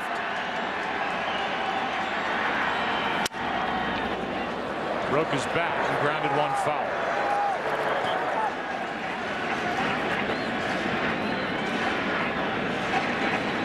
That Tanner is a bat boy that thinks ahead. He had another bat just sitting right there. Didn't even have to go to the dugout. Yeah, baby. That's just being postseason ready. Yes, sir.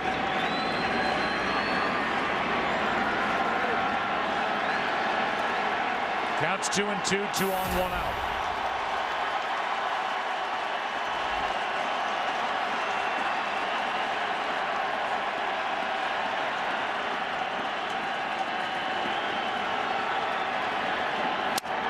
Another broken bat. The only out at first, and the runners advance to second and third. That bat broke in 3 pieces.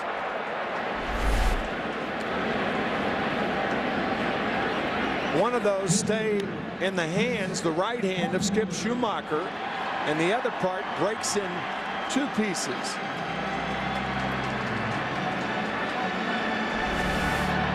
Players refer to that as having their kitchen gotten into, and that thing was in the pantry. They're still picking up pieces of that thing. Jerry Lane is going to give some to Ryan Theriot. Here's a toothpick.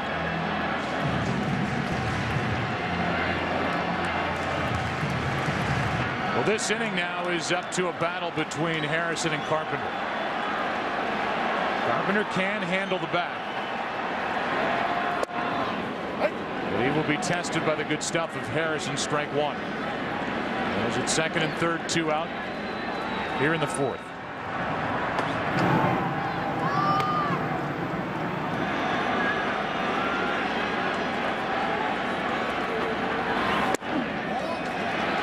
Key for Harrison is to throw strikes, and the count evens 1-1. Chris Carpenter has that little stroke to right field, right center, that he almost seems to try to place over the second baseman's head. Cardinal fans have seen him do it a lot.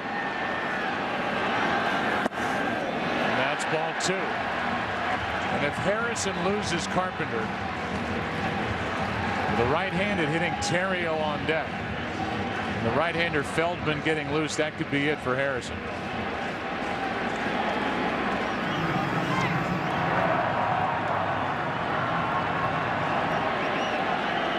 Here's a 2-1. Will pop up into right. She'd end the inning. Nelson Cruz is there.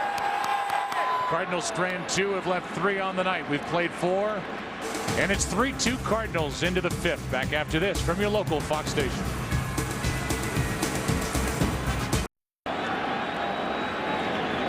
There's Jim Edmonds here at the old ballpark.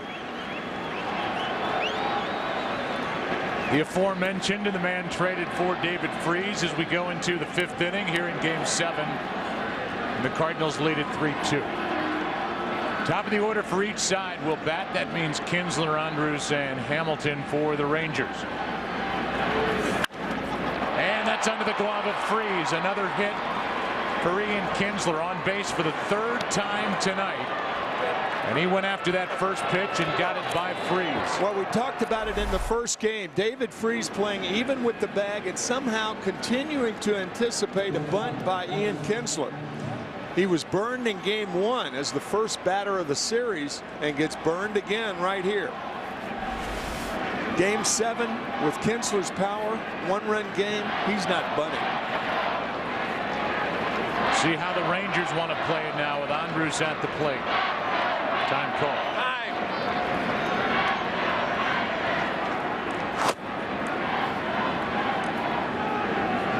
Elvis has walked and scored and grounded back to Carpenter.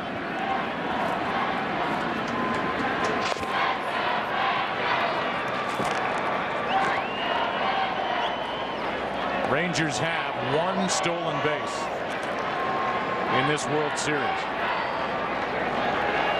That's the only one. by Kinsler. In the 9th inning of game 2.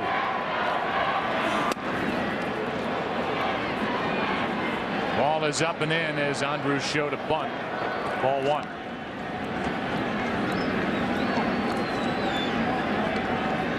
On deck is Hamilton. He has an RBI double tonight. Then Michael Young, who has one as well. So many ways that Ron Washington can go here with speed on the bases, contact hitter at the plate, and a favorable count of 1-0.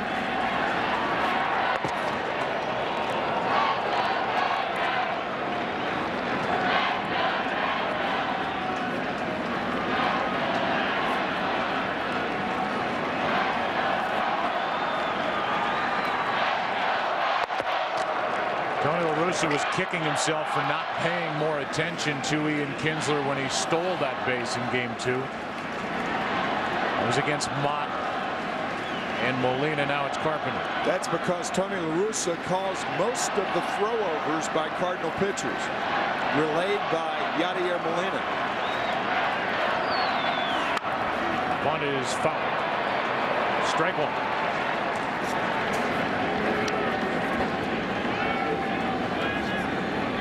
Kinsler's trying to get it started again. He had a leadoff hit in the first, then wandered too far and was caught stealing as Molina threw behind him, walked, and was stranded in the second. Now he's on here in the 5th inning with a base hit, sharply hit into left. I think the bunt's the least thing I would consider here. Carpenter's not throwing that hard. Andrus makes good contact,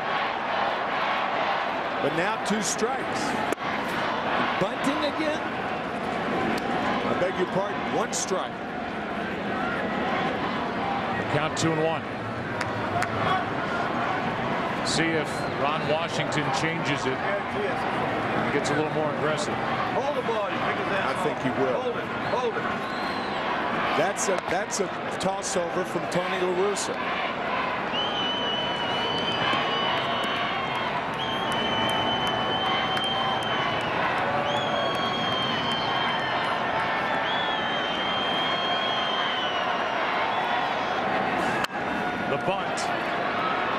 Good enough to get Kinsler down to second, and the sacrifice is good with Carpenter feeding Terrio. And the tying run is at second with 1 out here in the 5th. Hamilton coming up. Take a look at tonight's Chase Freedom Cashback players to watch. Last night, Josh Hamilton, his first home run in 83 at bats, first of the postseason. Tonight he has an RBI double. Last night, Albert Pujols got his first hit. It was a big one. His first hit since game 3 when he had a 1-out double in the 9th inning. He scored the first of 2 runs. Ball 1 down and away. Don't get shortchanged. Get your cash back with Chase Freedom. There's the tying run with 1 out.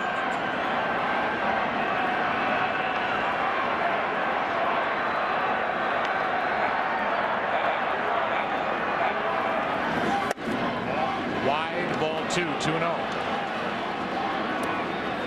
70 pitches on short rest. Pitching into the 5th better than he did his first try at short rest when he pitched 3 at Philadelphia. Here's a 2-0. 2-1.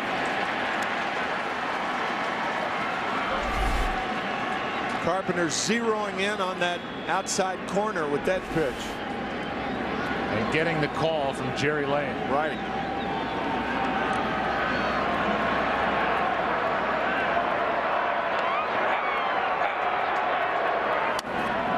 Ball 3.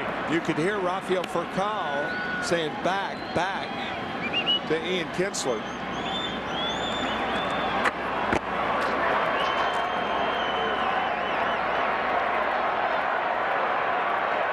Behind the runner. With 1 out. A 3-1. Popped up. Left side. Foul ball. Make it out of play. And it is caught by Freese.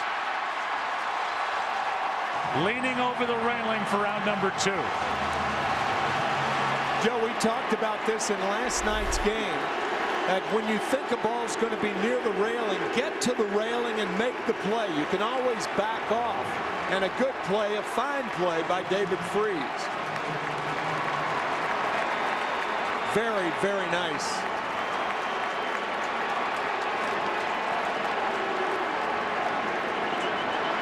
Rafael Furcal falling down also.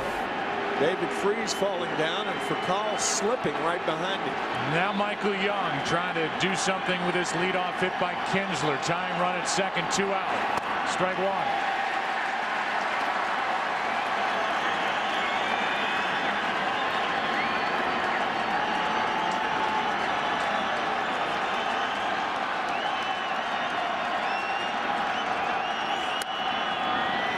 Fastball at 93 all night. That missed up and in. A ball and a strike.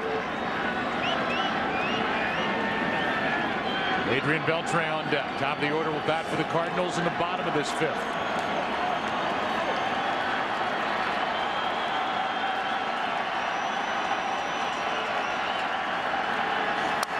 Strike two and a good rip by Michael Young. That was hittable.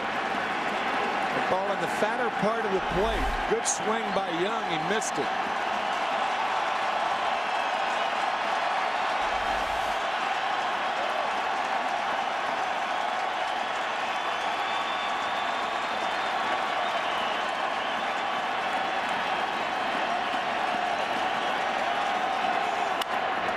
Fought off. Still 1-2.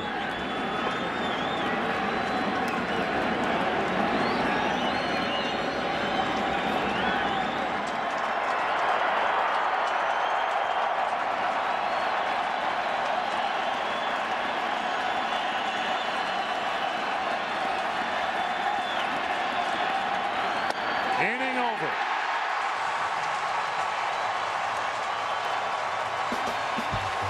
Five strikeouts and a nice defensive play in the inning to support Carpenter by David Freese. Halfway through game 7. The home team is up by 1.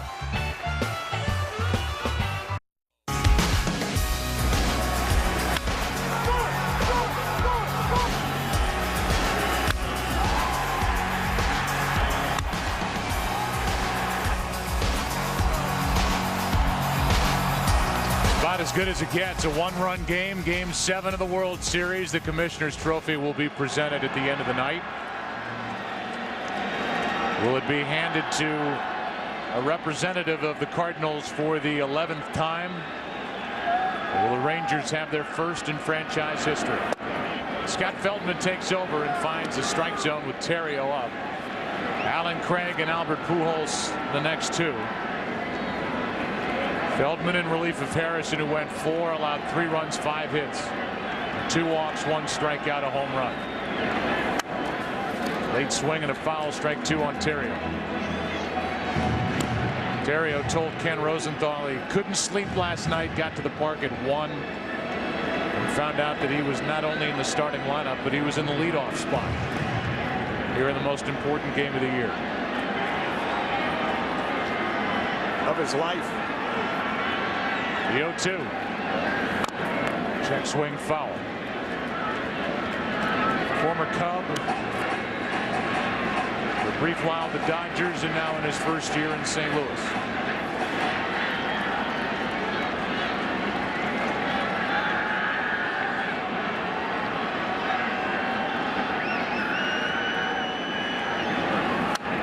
Spoiled the pitch to stay 0-2. There are the numbers for Matt. 77 pitches on the night. Got a 2-run lead in the first and then gave that right back with back-to-back walks and a 2-out 2-run double by Freese. And a go-ahead home run hit by Craig in the third.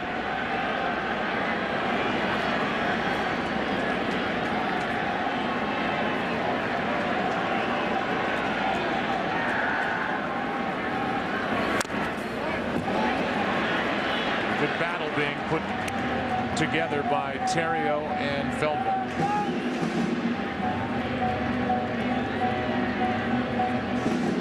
That's the bullpen for Texas last night in game 6. 3 blown saves.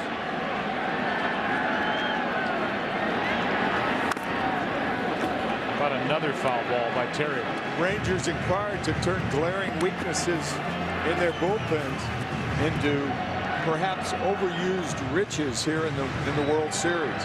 Cardinals 3-0 in the NLCS, and the Rangers 4-0 with excellent earned run averages.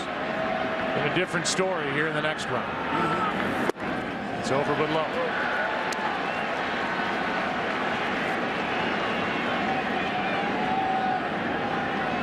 Meanwhile, the one guy that it seems Ron Washington is hesitant to use is Alexi Ogando, who has really struggled last night, couldn't throw strikes. Broken back. Andrews to his left. Gets the out. One away. That will bring in Alan Craig. And Allen has hit 2. Against Harrison, his first at bat. Game 3. Against Harrison, his second at bat. Game 7.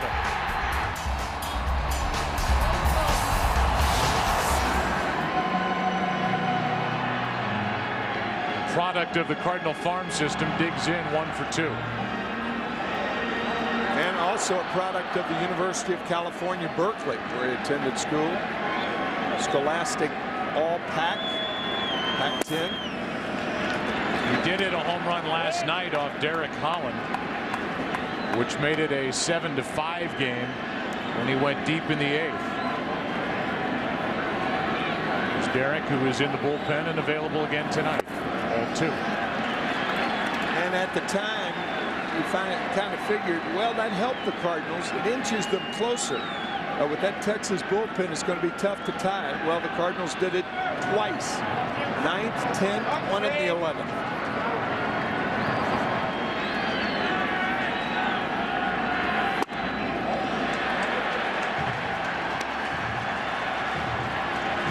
Tim, you were involved in 3 Game 7s in your career. Does it ever calm down and just turn into a regular game? Are you kidding? It doesn't calm down even when I'm in the booth. No. Here's the 3-0. A strike to make it 3-1. I mean, what you said about Ryan Theriot makes all the sense in the world, saying he couldn't sleep last night, gets to the park at 1 o'clock in the afternoon. That's the way it goes in the postseason, but particularly the World Series. Feldman backs off as Craig steps out. Counts 3-1 with Albert Pujols on deck. 1 out, nobody on.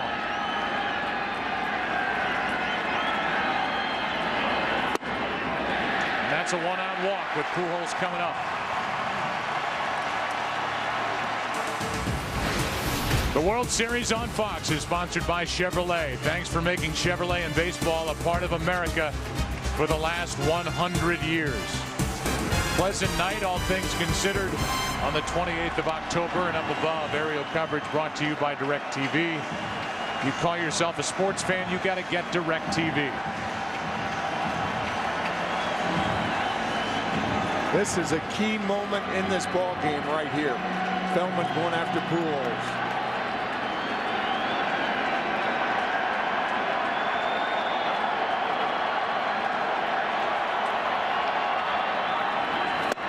Good pitch to tie him up, strike 1. That was not a hit and run, by the way, with Alan Craig at first base. Thrown out twice the other night.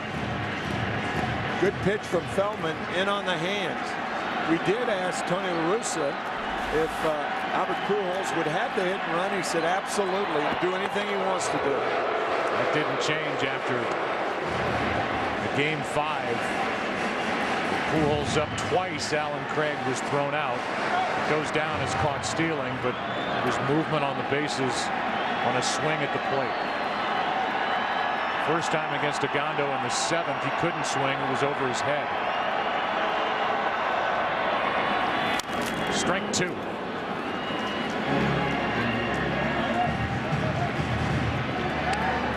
Berkman gets to turn around and bat left-handed. He's on deck. That is his power side.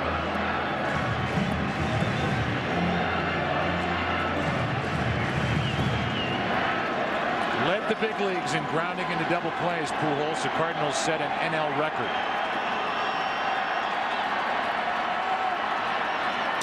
That caught a piece of Pujols to put 2 on with 1 out. Just grazed him. You can see Napoli setting up inside. And that one hit number 5 on his uniform. That is considered a hit by pitch if it hits the jersey. It looked like that's all it got. So a bad break for the Rangers as Feldman was trying to work Pujols in.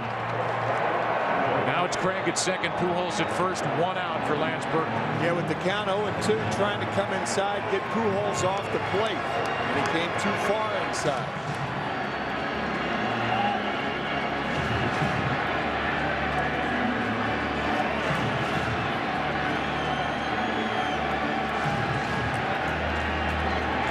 That is the pileup of people outside the stadium. Straightaway center field.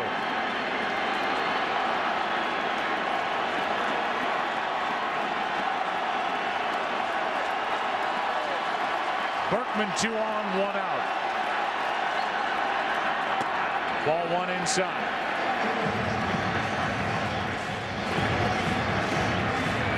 Some thought Berkman was finished after last year. The C.J. Wilson gets loose again. His numbers were down. He went to the Yankees, did not make a big impact. Cardinals put him back in the outfield, and what a season he had. An all-star in 2011. He's up on the count here, 2-0.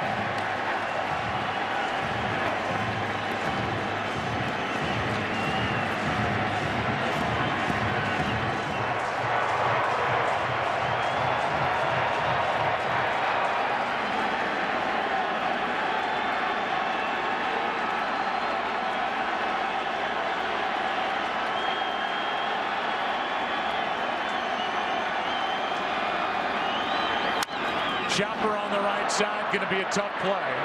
Feldman gets there, and the runners advance to second and third. 2 out, and a big out for Scott Feldman. Because he fell behind Berkman and throws the sinker to get the ground ball. Young completes the play to Feldman. And now with Freese up, we'll see if the Rangers want to put him on. With as hot as he's been, and deal with Molina, or come after the Cardinal third baseman. Or work him inside. The weakness of David Freese. We talked about it during the series about how he likes the ball out over the plate. But after the ALCS, Ron Washington kiddingly but seriously telling us that he's not sure his pitchers can pitch around a lot of hitters. And when he has that feeling about him, he puts up 4 fingers. Put him on. We'll see. They're going to put him on to load him up. And test Molina, who had a career year swinging the bat.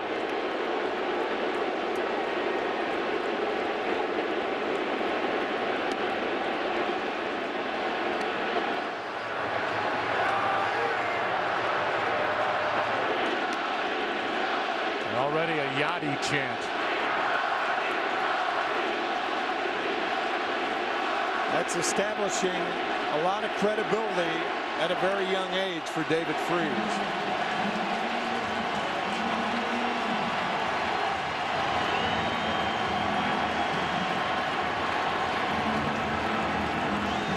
Molina has a hit tonight. He has 7 RBIs in this World Series. 10 on the postseason.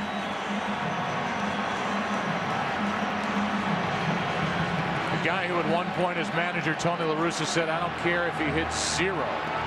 He's going to be my catcher for what he does behind the plate. Well, he hit 305, career high 14 home runs, career high 65 RBIs this season. Bases loaded, 2 out.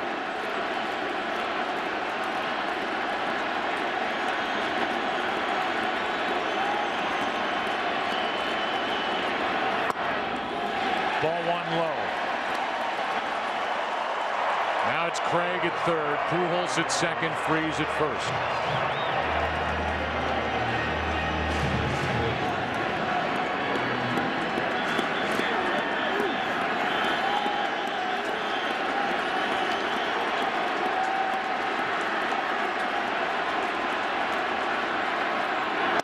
Ball 2.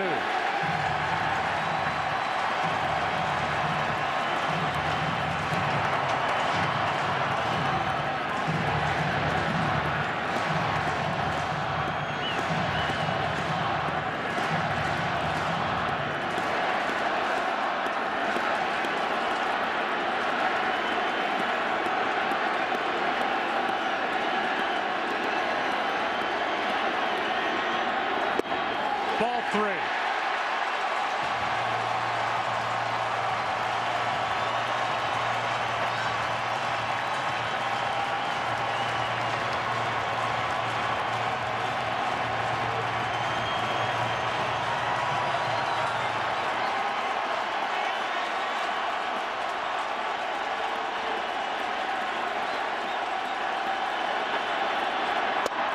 Strike 1.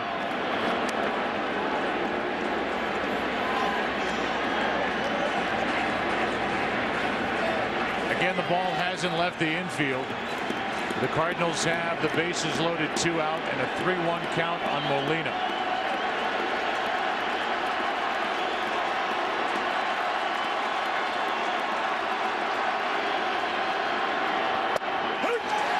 That'll bring Molina back to the plate with a full count.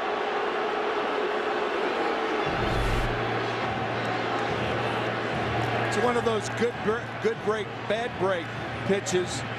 And the good break for the Cardinals, it starts the runners. The bad break is he doesn't play to run.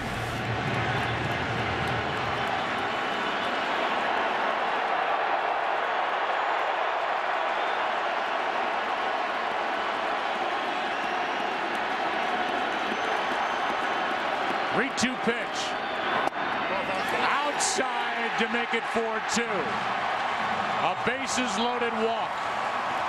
And the Cardinals lead by 2. How about that expression by Mike Napoli? Wanting that pitch for a strike. Watch his body language.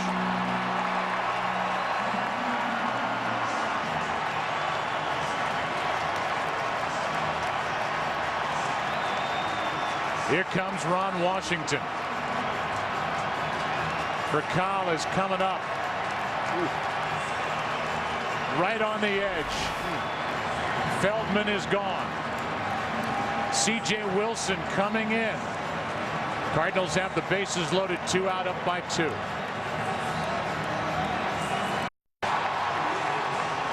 Feldman came close with that last pitch. Forced home a run with his 3rd walk of the inning, also hit a batter. It's 4-2, and now C.J. Wilson, who has tied a record for the most walks in a single postseason. Tied a record set by Jared Wright back in '97. Wright of the Indians takes over, and there is no room to put anybody. Rafael Vercal is 2 for 2 in the number 7 spot. And C.J. Wilson, the former closer for the Rangers, who saved as many as 24 games in a season, hits Vercal to make it 5-2.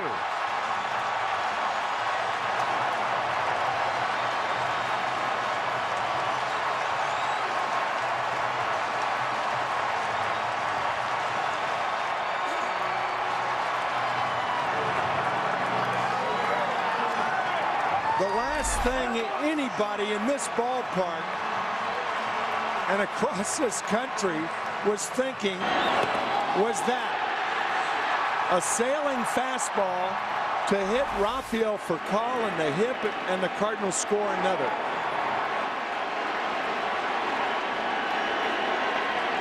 Now it's Schumacher, 8th man to bat in the inning. Ball has not left the infield. Ball 1.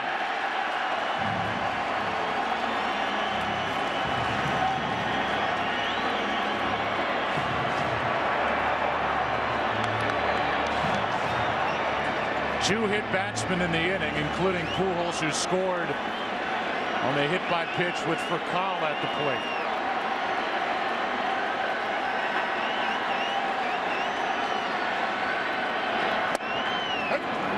Breaking ball for a strike. And it's 1-1. Schumacher's 0 for 2. Let's go, CJ!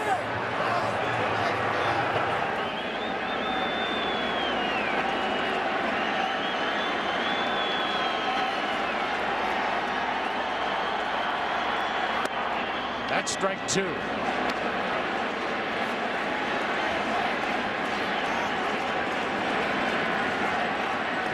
C.J. Wilson trying to hold it right here and keep his team in the game.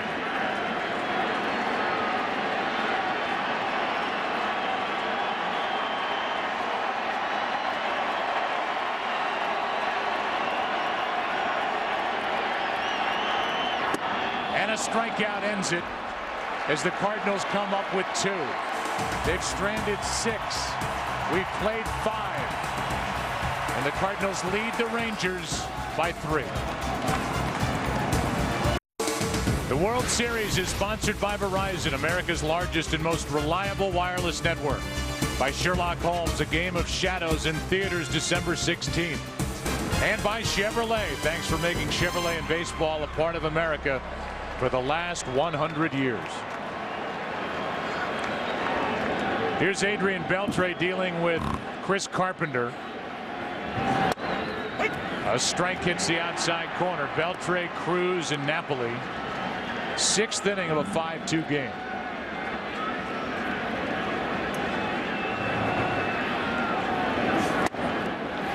Strike 2. Well, right on the corner with both cut fastballs. Here's Cruz. He is next. Here's an 0-2. Back to Carpenter. And just past the top of the hour as we give you our Sherlock Holmes 2-game summary.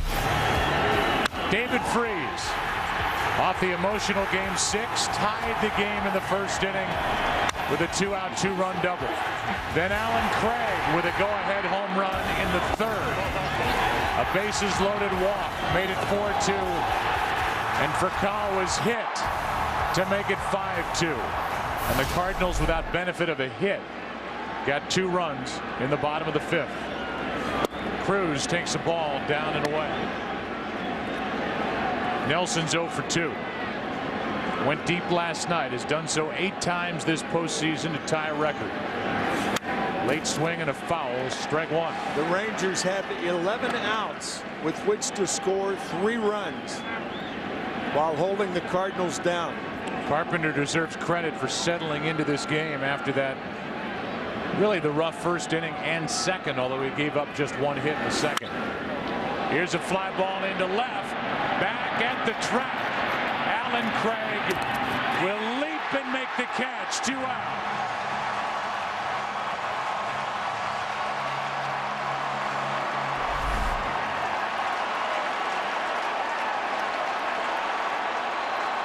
Getting to the fence, jumping. The ball would have been out had he not made the catch. Or hit the top of the fence.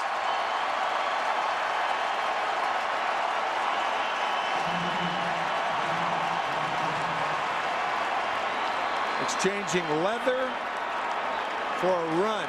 I think your initial call was right. I think that ball was gone. I think so. That look was the best, most definitive. Here's Napoli.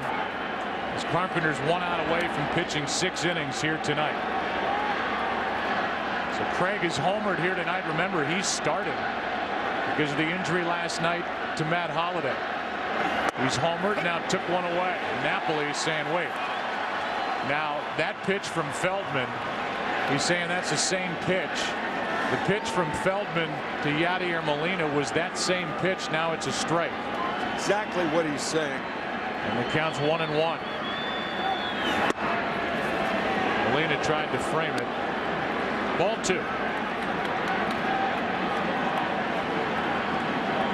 Nobody knows better than Napoli, who's been receiving 3 pitchers for the Rangers so far tonight.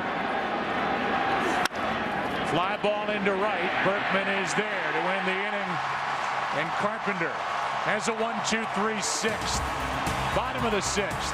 What a catch by Craig. Due up 3rd in this inning. Went up to get it. Cardinals up by 3.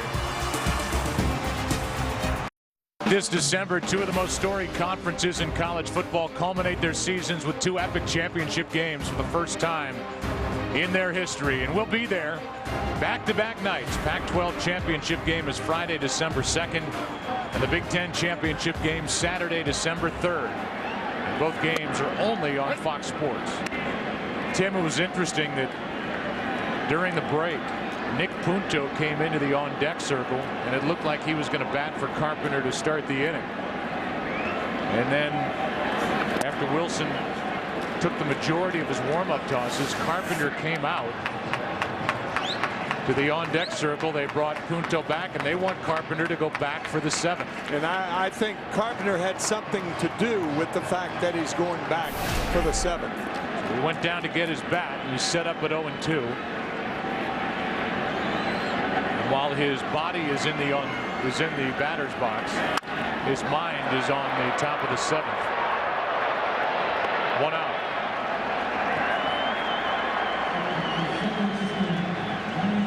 A 5-2 game here in the bottom of the 6th, and here is Terrio. The Geico in-game box score. Terrio got the start, leading off. He's hitless. Alan Craig has hit a home run and taken 1 away. Albert Pujols has scored twice. One of the times thanks to a 2-out 2-run double by David Freese. Yadier Molina with an RBI bases loaded walk. Not only is Furcal 2 for 2, but he was hit by a pitch to force home a run in that 2-run 5th. C.J. Wilson. And this is low. C.J. is due up 2nd in the 7th. So this will be it for C.J. He hit the first man he faced with the first pitch with the bases loaded for call last inning to force home a run. Then a strikeout and ground out now starts the inning. And the count 2-0 Ontario.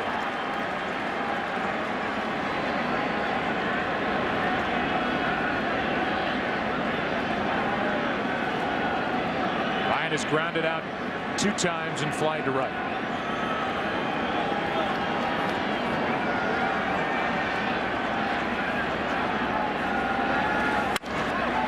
Into center field, and Hamilton to his right gets to it 2 out.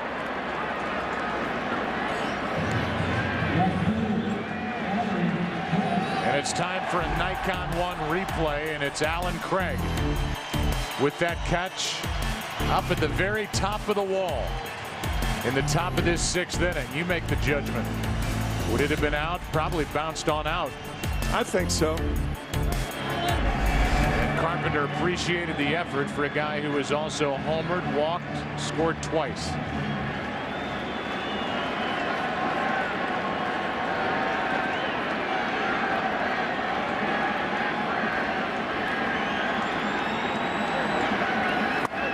Ball 1 down and in.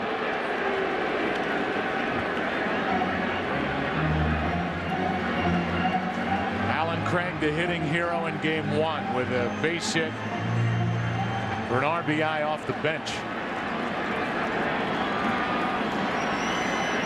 against Alexio Gondo. He did it again in game 2, then homered in game 3. He's homered tonight, homered last night. So 2 of the hitting heroes are Alan Craig and David Freese. Berkman's had a very good World Series. As Arthur Rhodes gets loose. Pujols had that monster game 3. A big 1-out double last night in the 9th.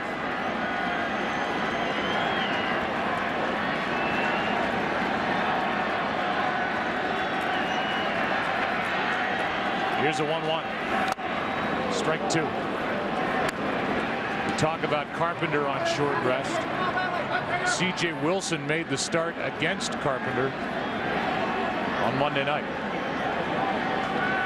It's interesting that Arthur Rhodes is throwing with David Murphy, the left-handed batter, leading off in the 7th inning because Carpenter has already hit in this inning.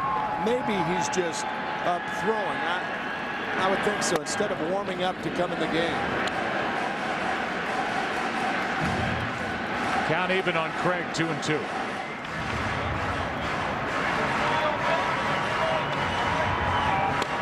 Rhodes did not pitch in game 6. Didn't pitch in game 5. He has not been out there for a while. Since game 2, since giving up that sacrifice fly by Josh Hamilton. Here's a 2-2. Craig strikes out. And a perfect inning from C.J. Wilson sends game 7 into the 7th. 5-2 St. Louis. Back after this from your local Fox station. Once again, tonight's Volkswagen Passat trivia question. How many of the 35 previous World Series deciding Game 7s were walk-off wins? The answer, 5. 24, Earl McNeely, 12th inning double, the Senators. Bill Mazeroski with a home run over the Yankees in 1960. Gene Larkin with that bases loaded single in the 10th inning off Alejandro Pena in 91. Here is Murphy as Carpenter finds strike 1. And now Octavio Dotel has joined Arthur Rhodes, Renteria in 97, and then Luis Gonzalez beating Rivera and the Yankees in 01. Breaking ball is in for a strike from Carpenter, who may have talked his way back into the game after the Cardinals initially sent a pinch hitter to the on-deck circle. That is rocketed down into the corner. One hop out of play, a ground rule double. And a good start to this 7th inning for the Rangers, down 3. And a bad start for a hanging curveball from Chris Carpenter. An 0-2 curveball right in the middle of the plate, just crushed down the right field line by David Murphy.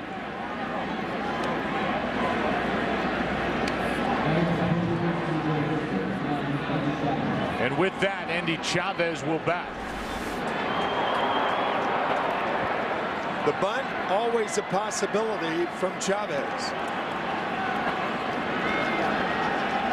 And that's it for Carpenter, who goes 6+. And this crowd will let him hear it.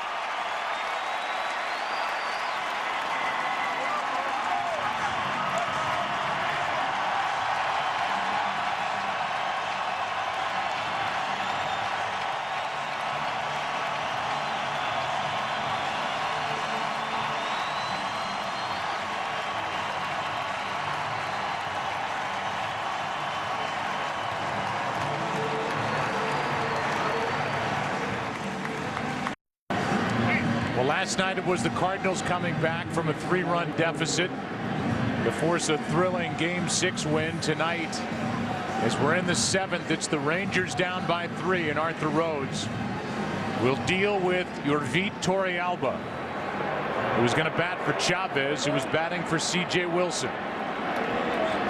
Rhodes coming into the game to face Andy Chavez, so in effect Arthur Rhodes is pitching to 2 hitters, not Chavez, but Torrealba as a pinch hitter for Chavez, and that will be it. Then Dotel will be in the game to pitch to Ian Kinsler. Carpenter gets into the 7th inning as Torrealba waits and takes a strike. Arthur Rhodes is in his 20th season Major League Baseball and his first World Series. Was designated by assignment by these Texas Rangers in August. So he started the year with Texas. He ends it pitching against him in the World Series, and he misses high for ball 1. So he gets a World Series ring either way. Like Benji Molina last year. Right.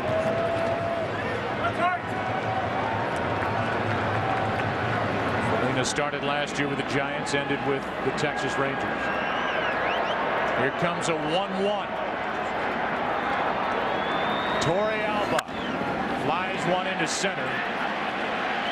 Schumacher is there. Murphy tags but does not go anywhere. 1 out.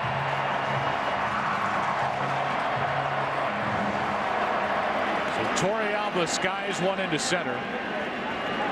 Ian Kinsler will not face Rhodes. He will deal with Dotel.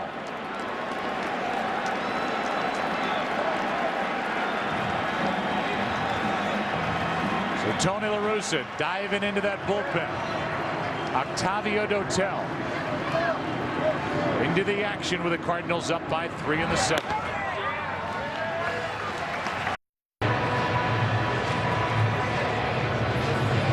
Chris Carpenter's night is finished. He goes 91 pitches. Gets into the 7th inning. Arthur Rhodes a nice job. You go from a guy who's been in the big leagues for 20 years to a reliever who's been with 12 major league teams, which ties a record, and he is involved in his first World Series. And he will deal with Ian Kinsler, who's been on base 3 times. And then Elvis Andrus with Sepchinski getting loose in case Hamilton comes up in a big spot here in the 7th.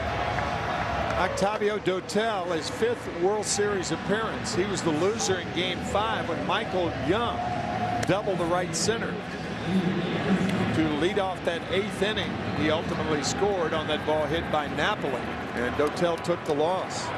Last team to come back from a 3-run deficit to win Game 7, the '86 Mets, which is kind of a footnote in history after the Red Sox, Bill Buckner play at first base, lost Game 6. They had a lead and blew that in Game 7.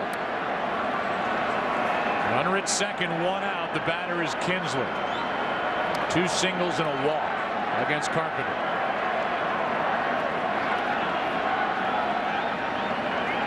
Kinsler red hot. Takes a strike. It appears Mike Adams will be on the mound for the Rangers in the bottom of this 7th, with Pujols, Berkman, and Freese coming up.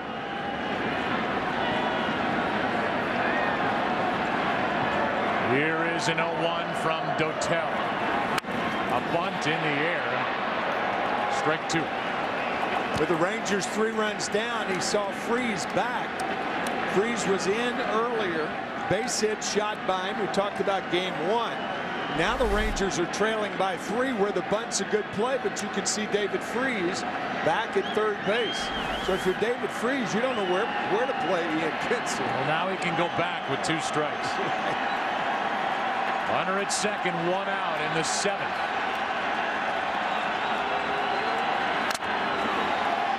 Big swing by Kinsler. A foul is the result.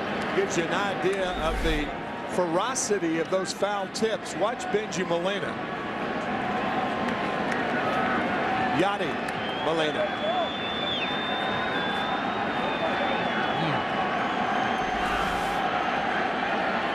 And the count's still 0-2. Runner at second, 1 out. Dotel. 2 out.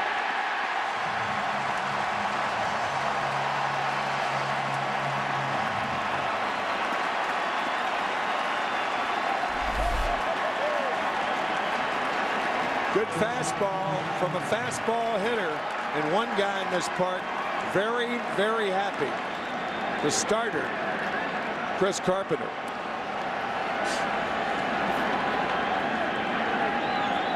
Now it's Elvis Andrus.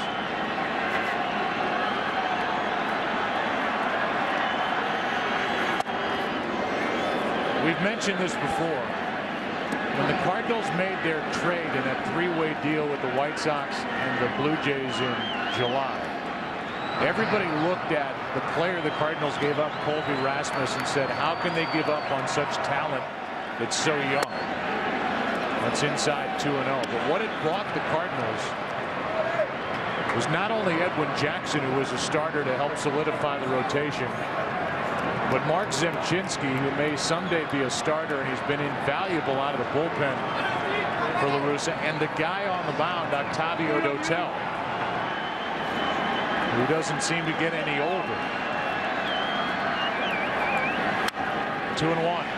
He's still got great stuff, a nasty slider, and he can get big outs. And he's been good for the morale in that Cardinal bullpen if you talk to the guys down there. Counts 2-1. And one way or the other, this is Dotel's last hitter as Zepchinski is warming. It's John Mozeliak, the Cardinal GM. Here comes a 2-1. 3-1.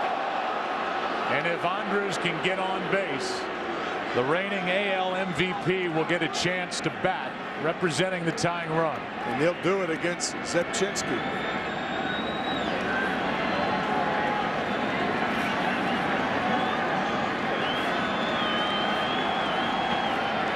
The 3-1 pitch. Flied into center, should end the inning.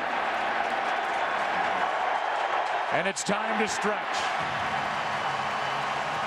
as Dotel does his job. And Chris Carpenter was terrific here tonight on short rest for the St. Louis Cardinals.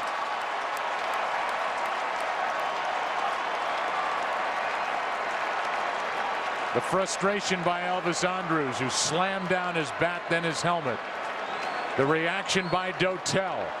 And it's 5-2 into the bottom of the 7th as we join public address announcer John Hewlett for the introduction of God Bless America. Ladies and gentlemen, it's time for the singing of God Bless America. We are being led by Grammy-nominated singer-songwriter and Missouri native David Nail. God bless America, land that I love, stand beside her and guide her through the night with light from above, from the mountains to the prairies, to the oceans wide with foam. God bless America, my home sweet home.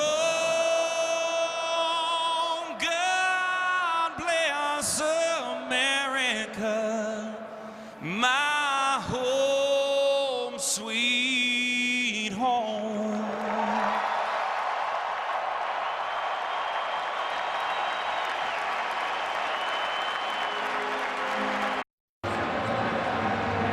Albert Pujols will lead it off in the bottom of this 7th inning. And his World Series game number 3, 3 home runs, 5 hits, 6 RBIs, 14 total bases, all tied or set World Series single game records. He has only one other hit that came last night, but it was big, a 1-out double in the 9th inning when the Cardinals scored 2 on the triple by Freese to tie it. And again, and it seems like it's been said 20 times, but this could be the last at bat as a Cardinal for Albert Pujols, a free agent to be. We said it 3 times last night. They said it at the end of the regular season. Breaking ball from Adams, strike 1. Mentioned last night the 45-second standing ovation on the 25th of September against the Cubs. And they did it in the division series against Philly, and then they did it in the series against the Brewers in the NLCS, and then last night. Here he is again. Here's the 0-1. Strike 2.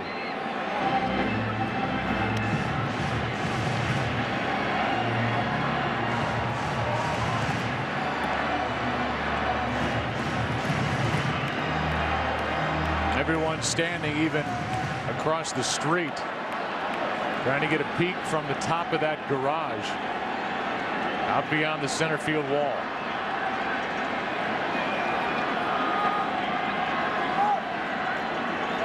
Here is an 0-2. Another foul.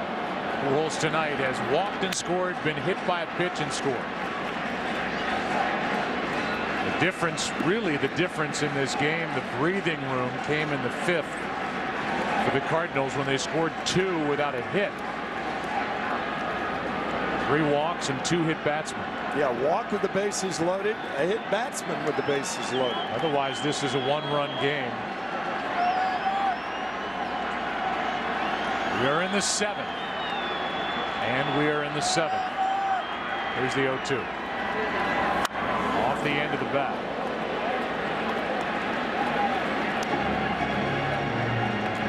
The Rangers, meanwhile, scored 2 in the top of the 1st, and since then have had only 4 base runners over the following 6 innings.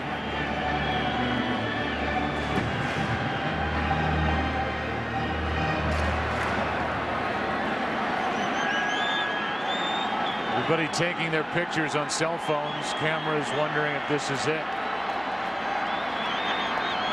What's it going to be here in the 7th inning, leading off? A strikeout from Mike Adams, 1 away.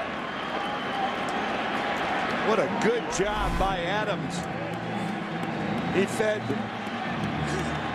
Pujols everything, sliders away, and struck him out on that sinking fastball inside as the flash bulbs go off. 1 out in the 7th. And the batter will be Lance Berkman. Cardinals have Lance Lynn getting loose. Lance last night gave up 3 runs. In an inning and 2/3 when he allowed 2 home runs. And later an inherited runner scored by Dotel, an inherited runner he had taken from Lynn. Ball 1 down and into Berkman.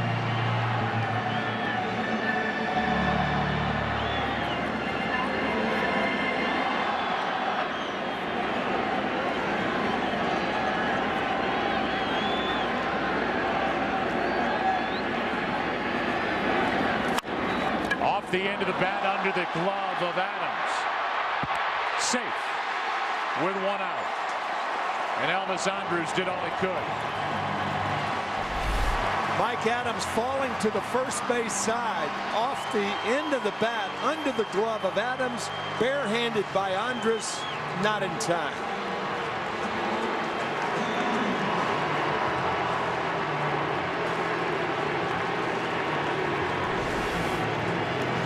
One out for David Freese.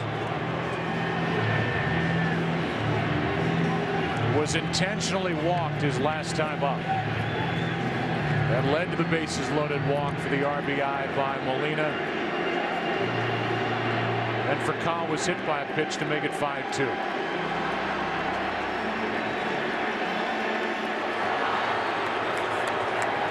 That, by the way, was the first intentional walk of the year for David Freese.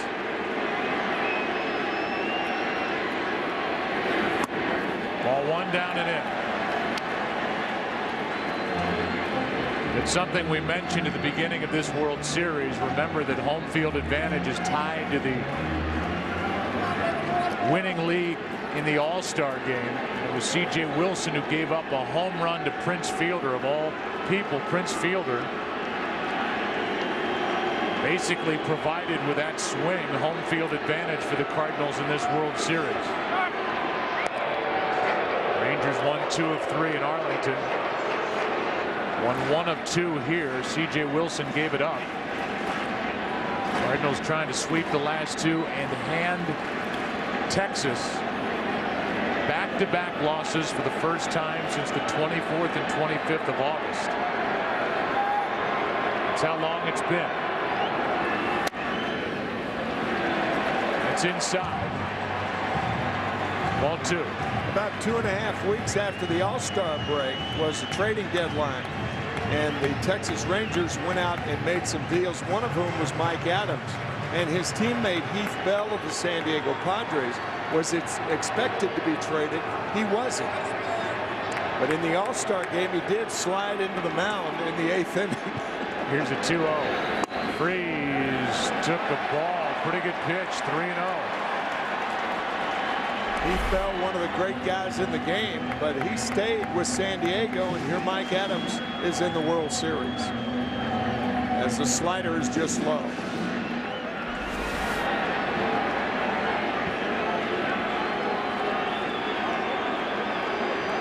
Runner at first, 1 out, and a 3-run 7th inning lead for St. Louis. 3-0 pitch on its way from Mike Adams to David Freese.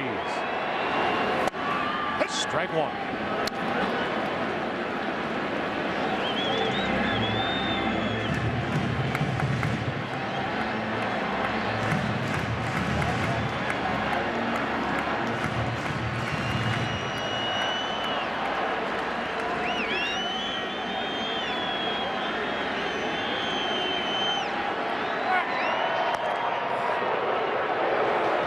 Draws a throw.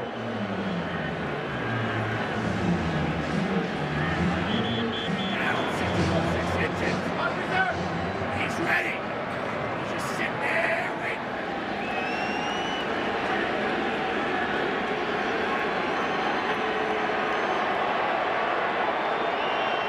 Here is another throw over, and Berkman with a smaller lead gets back easier.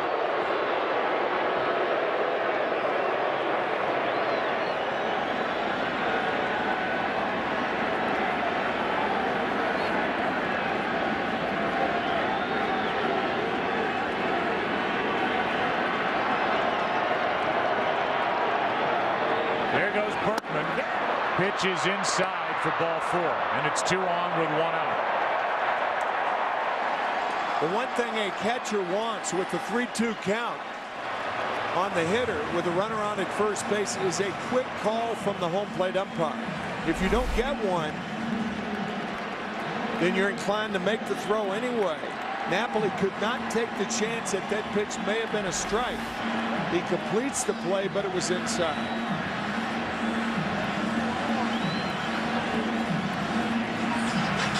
Michael Gonzalez gets loose for the Rangers in their pen. We look ahead to Fox NFL Sunday this week with a 1-on-1 between John Lynch and Tim Tebow. New starter in Denver. Good matchups.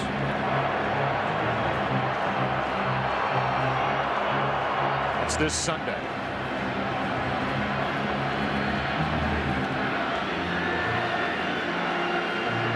Tonight has a bases loaded walk for an RBI and a base hit. 1 for 2.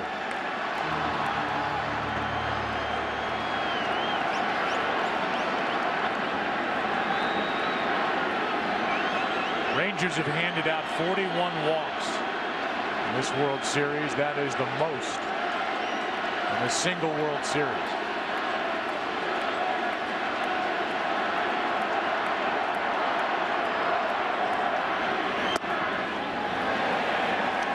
Ball 1 low.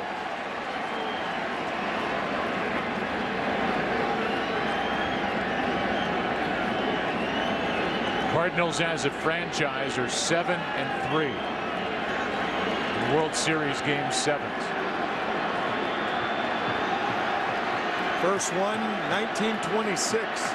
First time they won a World Series against the vaunted New York Yankees. We talked about it the other night. Babe Ruth making the last out of the clinching game when the Cardinals won it by being thrown out at second base. Bob O'Farrell was the catcher that year. 2 on, 1 out, 1 ball, no strikes.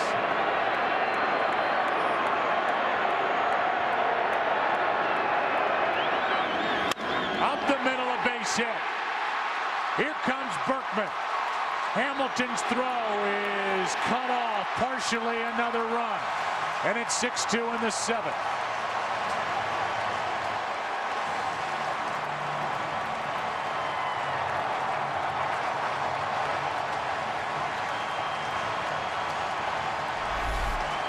Molina's second hit and second RBI of the game.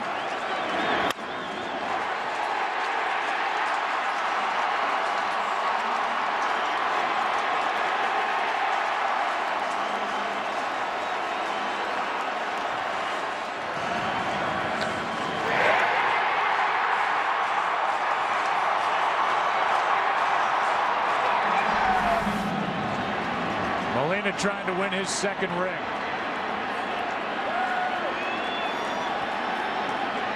He's played in more World Series now than his brothers, trying to tie his brothers with 2 World Series rings.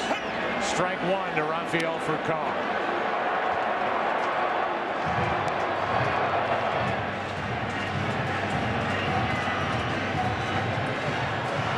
A single, a walk, and a single, and it's a 4-run game in the 7th. Kyle's had a nice night. 2 hits. He was hit by pitches last time and almost got hit on the left leg that time. Schumacher on deck, the lefty, and Gonzalez still getting loose.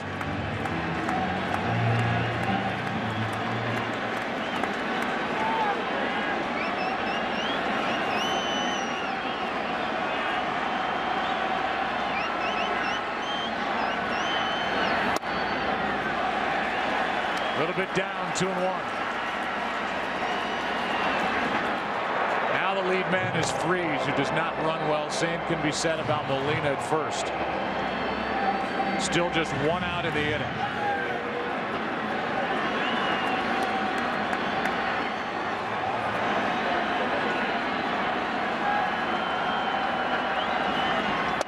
Good pitch by Adams, strike 2.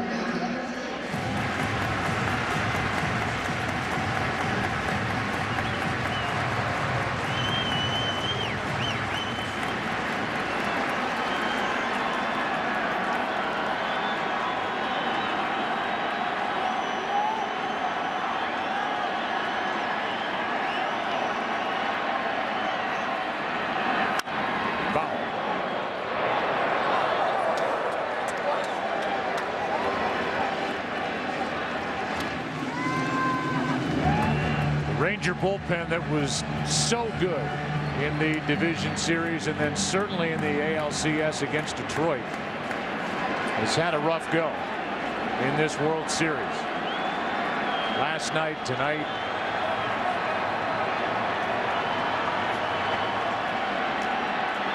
Games 2 and 3. The 2-2. Now Furcal in a battle with Adams.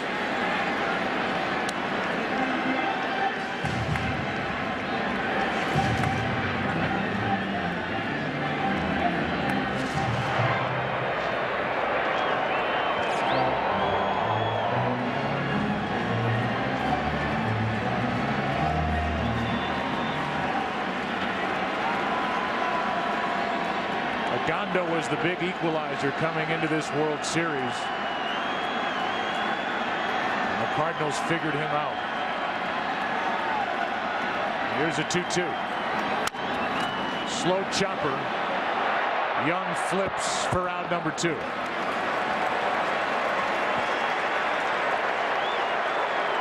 And now with Schumacher coming up, we'll see if Gonzalez is coming in.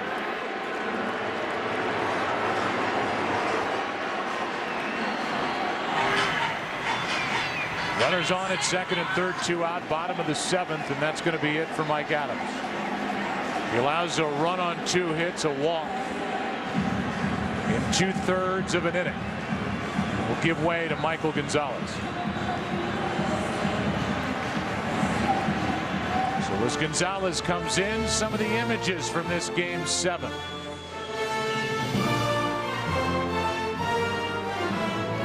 They're sensing it in St. Louis as they lead by 4 in the 7th.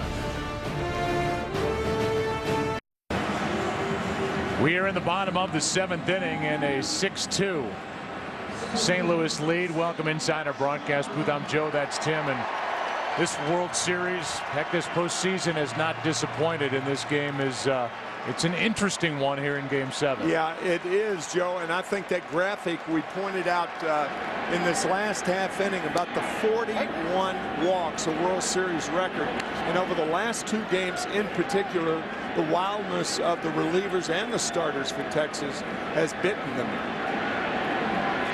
Skip Schumacher batting with second and third, 2 out against Gonzalez. Quickly in the hole, 0-2. Freeze the runner at third. Molina, who has an RBI hit in this inning against Mike Adams, is at second. And Schumacher trying to add to a 4-run lead. Takes it right down the middle. Gonzalez fooled him. The Cardinals get another run as we go to the 8th inning of Game 7. The Rangers are coming to the plate with a lot of work to do. Down by 4. Now it's the 8th inning of a 6-2 game, and aerial coverage brought to you by DirecTV. If you call yourself a sports fan, you got to get DirecTV. Lance Lynn is into the action. 4th pitcher of the night, and he delivers a strike to Josh Hamilton, who's 1 for 3. Does have 2 wins last night, as I mentioned, allowed 3 runs in an inning and 2/3. A ball and a strike.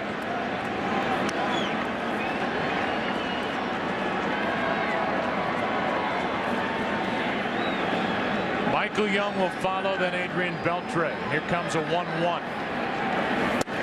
Strike 2. Anyone who followed last night's game, when Josh Hamilton hit that home run, the 2-run shot in the 10th inning, I bet 90% of baseball fans out there thought the game was over. I know I did. He's jammed and can barely get down the line. 1 out. I think everybody had the mindset that, well, the Cardinals had tied the Rangers in that 9th inning. But now the decisive blow, the Josh Hamilton 2-run home run, but the Cardinals said, tied it again in the 10th and won it in the 11th. Think of where these Rangers are, where they were last night 2 times. Yeah. With a 2-run lead in the 9th and the 10th. And in each inning, 1 strike away from their first world championship in franchise history. Agonizing.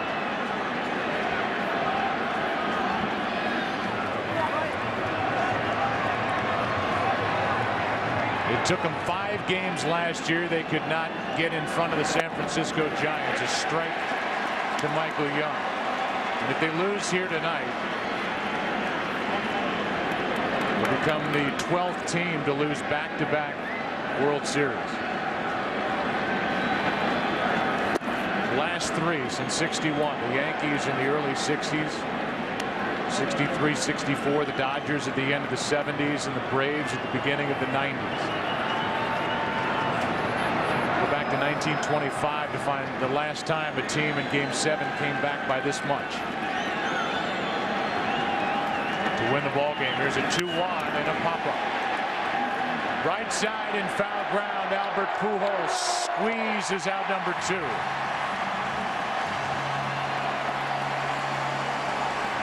And if you are just joining us, we are in Game 7 of a phenomenal World Series, on the heels of one of the most unforgettable games any of us have ever seen last night in Game 6. Rangers got on the board tonight first, trying to erase that memory from last night. But since the 2 in the first inning, they have been shut out. And the Cardinals have scored 6. Strike 1 to Adrian Beltre.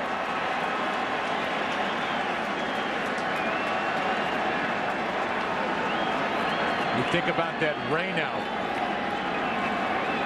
washing away Game 6. Strike 2 on Beltre. Clearly helping the Cardinals. Certainly now, looking back, with Carpenter getting a chance to make a start on short rest, he was very good.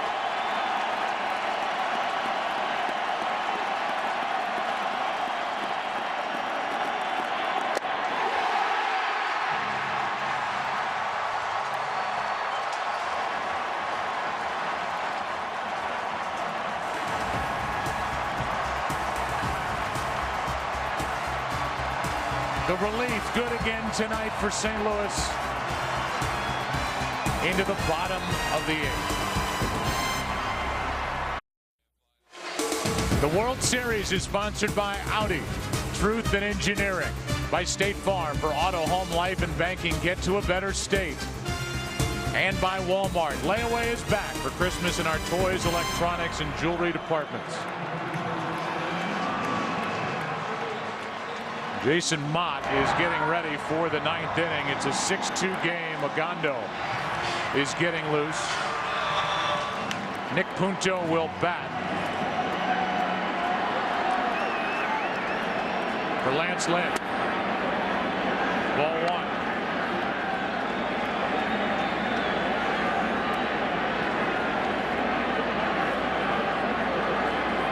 The 1-0.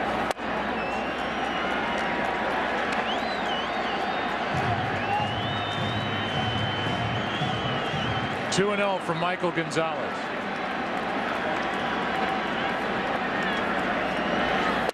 Two and one. You think about how this season started for the Cardinals, losing Adam Wainwright, their #1 starter, before he made a spring training start. 20-game winner last year, won 19 the year before. As Punto flies into center, 1 out. And the obituaries that were being written at the end of August with those numbers, 10.5 out on August 25th. They won the wild card on the final day of the season. They beat the Phillies. They beat the Brewers. And in the historic Game 6, came back twice from a 2-run deficit, the 9th inning and beyond, in the 9th and 10th, and then won it in the 11th. As Terrio takes a strike from Gonzalez.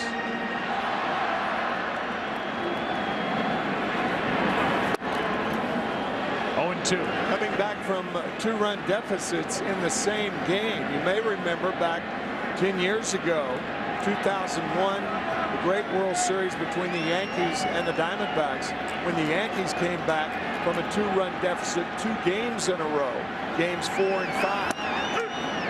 Gonzalez has retired all 3. He's faced 2 out in the 8th. The dramatic Tino Martinez home run to tie it.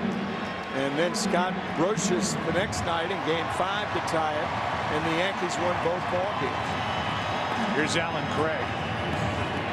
Meanwhile, the Cardinals are shooting for their 11th World Series title.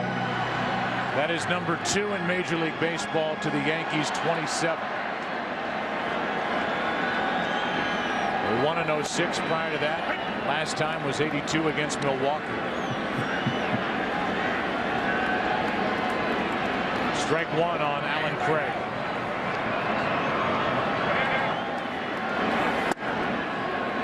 One ball, 1 strike. Gonzalez has come out of the bullpen throwing well. The Rangers in the 9th will have Cruz, Napoli, Murphy.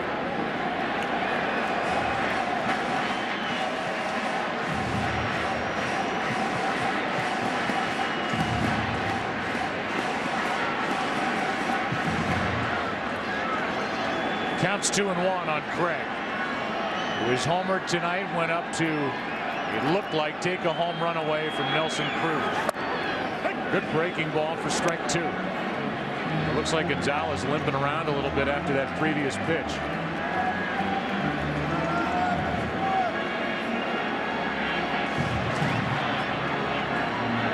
They're looking at Gonzalez, who's wincing a bit as he waits to deliver a 2-2 pitch.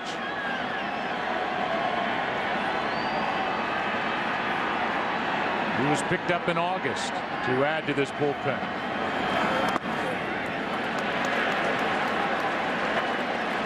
Gonzalez injured himself 2 pitches ago.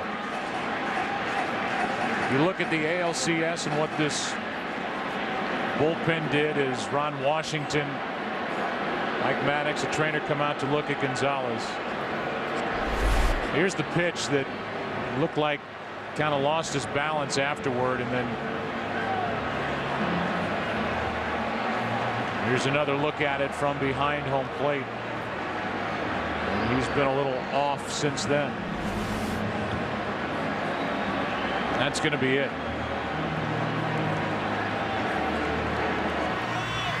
So Alexio Gondo, who was a big part of those numbers we showed you from the ALCS, and the work that the bullpen did against the Tigers, it's been a different story in the World Series. And Ogando will take over with 2 out and a 3-2 count on Alan Craig when we come back.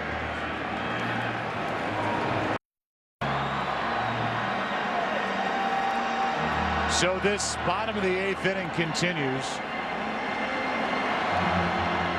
And a little mist starts to fall here at Busch Stadium.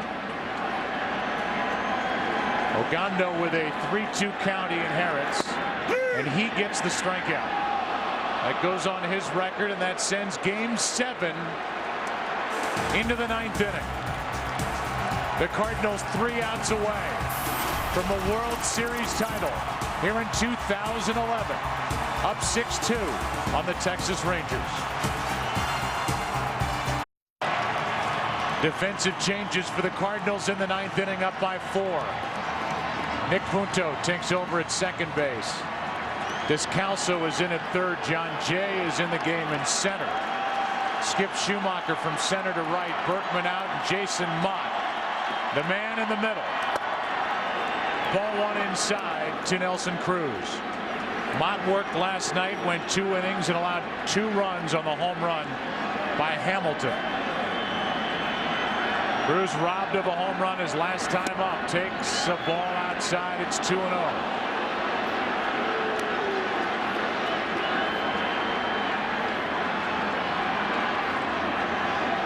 On deck is Napoli.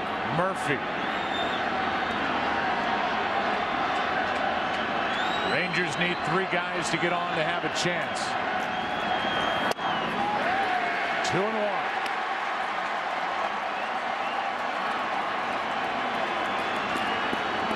Championship flags.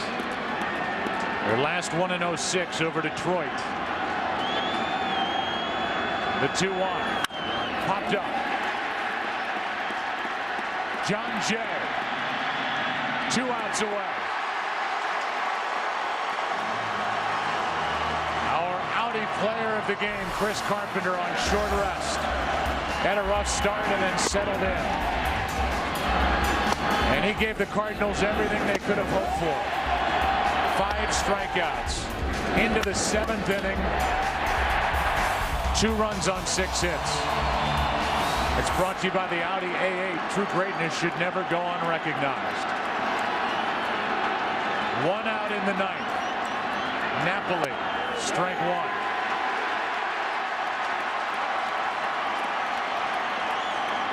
One for 3 tonight is Napoli.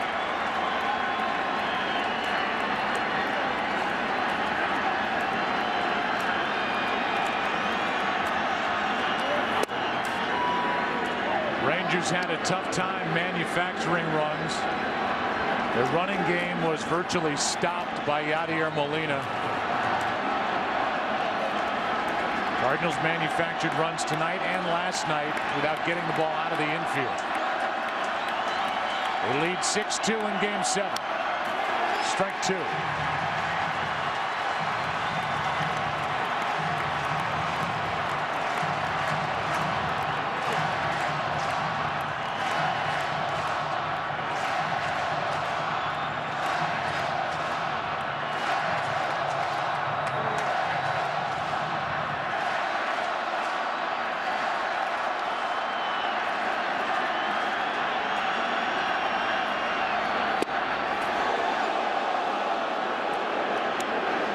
Ball 2, 2-2.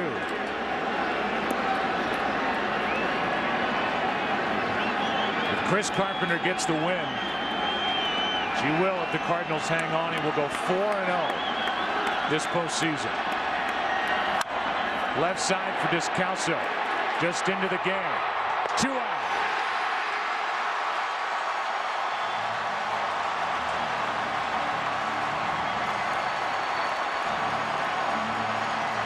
Nobody, and I mean nobody, could have expected the Cardinals to be in this position even midway through September. Nobody. 10.5 out on August 25th. 7.5 out with 20 left. 3 out with 5 games to go. That's of the wild card spot.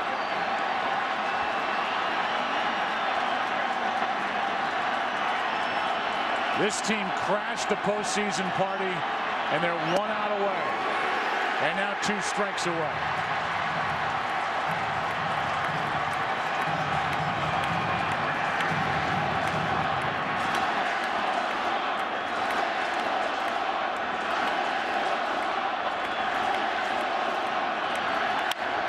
In the air to left, well hit.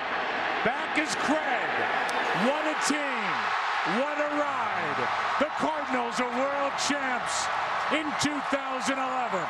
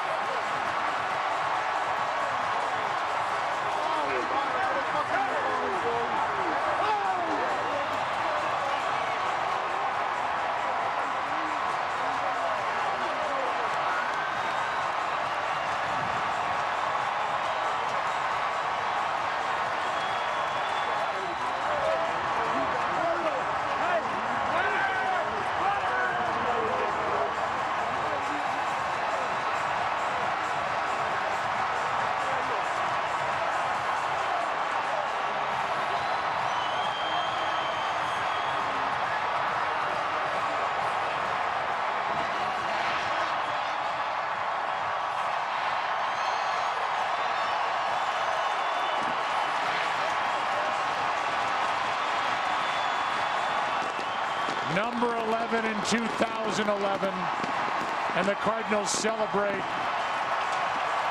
in the middle of Busch Stadium. Somewhere down in that mess is Ken Rosenthal. Ken. Thanks, Joe. Alan, what was going through your mind in the 9th inning, and what was going through your mind when the ball was in the air? I was just hoping Mike could finish it right there. When the ball was up, I was just like, just catch it. And it's over, and we got it. It was unbelievable. You did so many things in this series. The hits off of Ghana, the home runs, games 3, 6, and 7. What are you going to remember most? The whole thing, the whole experience, my teammates. Just an unbelievable group of guys. I mean, I wish everybody in the country could get to know these guys. It's unbelievable. I'm just glad to be a part of it. Tonight, Alan, the home run and the catch. Which did you like better? It's all good. I don't care. The home run was nice. The catch was better. I've never done that before. Okay, last thing. This guy right here, Jason Mott. What about him and what he did this year? Unbelievable. He was locked down at the end of the games all season long.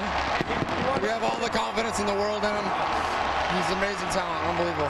Alan, congratulations. Thank you very much. Joe, back to you.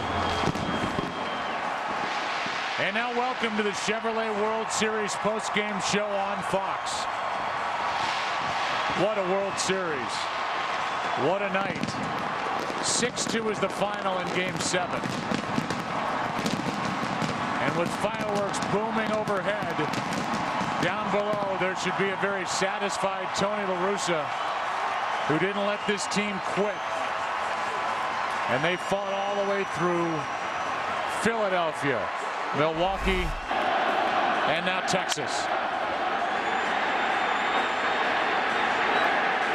In response to Alan Craig's comment about this country getting to know these guys, this country has gotten to know these guys.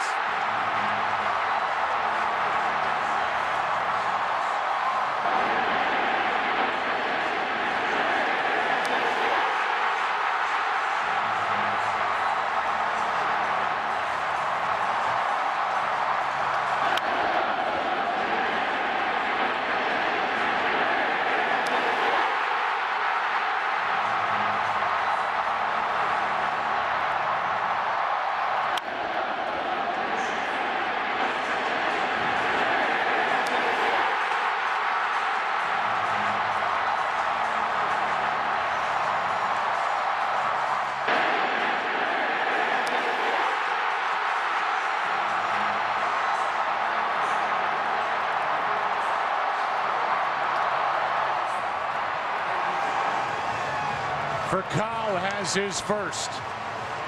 And we go back down to the field and Ken Rosenthal. Thanks, Joe. Jason, you've talked a lot about breathing on the mound.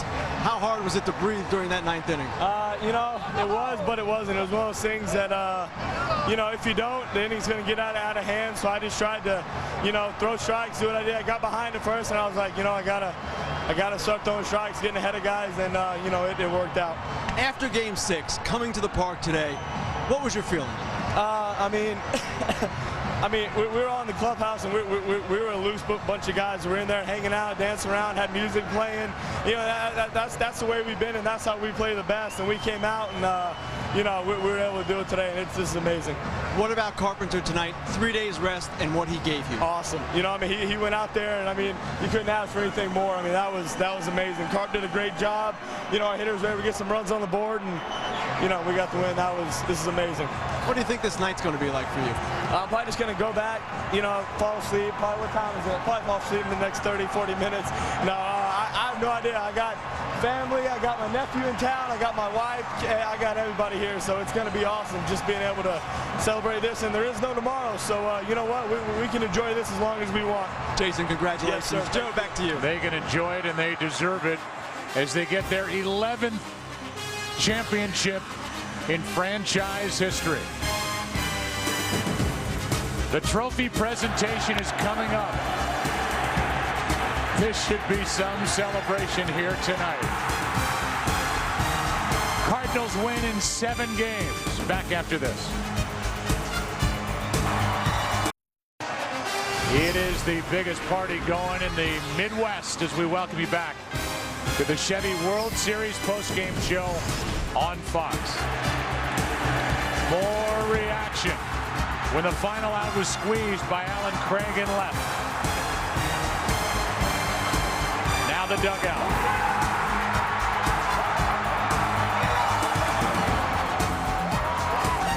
And a bear hug for La Russa from Berkman. Hugs all over. And we go down to the field for the trophy presentation. Here's Chris Rose. All right, Joe, thank you very much. I am joined by a bunch of very happy Cardinal executives. Bill DeWitt Jr., the chairman, CEO. Bill DeWitt III, the team president. John Mozeliak, the GM. Tony La Russa as well. I know you guys are anxious to get your hands on the hardware, so I welcome in the Commissioner of Baseball, Bud Selig. Thank you very much. This was a historic World Series between the American League champion Texas Rangers and the St. Louis Cardinals, who are now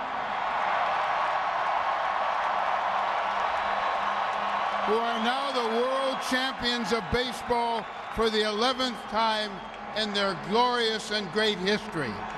Tonight is the culmination of extraordinary run, winning the wild card in dramatic fashion, making last night's incredible comeback, and now adding to the Cardinals' National League record with your 11th title. I congratulate the chairman and CEO, Bill DeWitt Jr., club president Bill DeWitt III, general manager John Mozeliak, and manager Tony La Russa.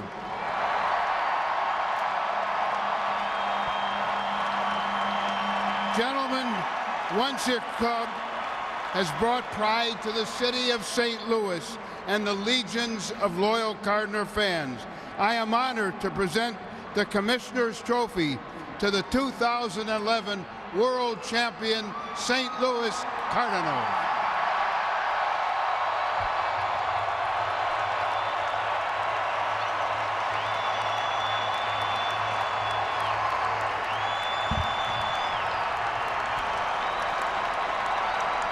Bill, what does an 11th title mean to this city, especially the way you guys came back over the last 2 months?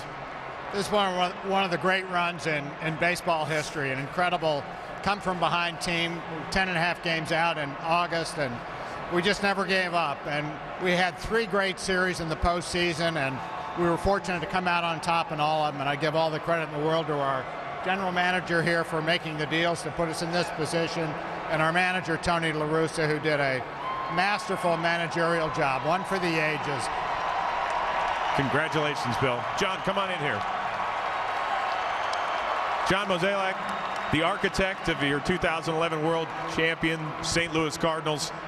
You knew you built a very talented team, but this team showed tremendous resiliency and heart this year. Well, you know, we play in a city like this where we have the greatest fans in the world. They come out every day and they allow us to do what we did this year.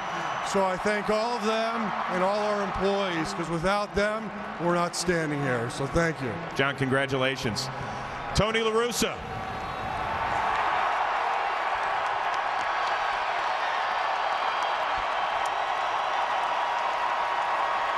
Tony, it's raining a little bit, but it cannot rain on your parade. The story has been well documented. 10.5 games back on August 25th. You clinch on the last day of the regular season. You knock out the favorite Phillies in round one, beat the Brewers in round two, down to your last strike not once but twice last night, and you came back and you believe it.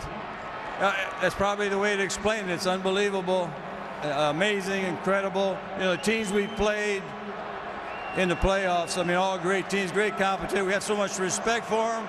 But I'm going to tell you one thing. We had a night here on a Saturday against Chicago. We're losing 1-0, and our crowd started cheering when we came to bat, and we scored 2 to win it. I believe that did more to get us going than anything. So this is for you, fans. Thank you so much. Tony, on a personal note, this crowd was just chanting your name. Tony, Tony. When you hear that and the love affair you've had with this city for 16 years now, how does it make you feel? Well, as Bob Gibson told me before the game, he says in '06 I became part of the club. All the guys on this team, the coaching staff, now we're officially in cement. And that means a lot with the history of this organization. How about the performance of Chris Carpenter, your Game 7 starter, coming back on just 3 days rest for the second time in his career? What makes him such a bulldog on the mound?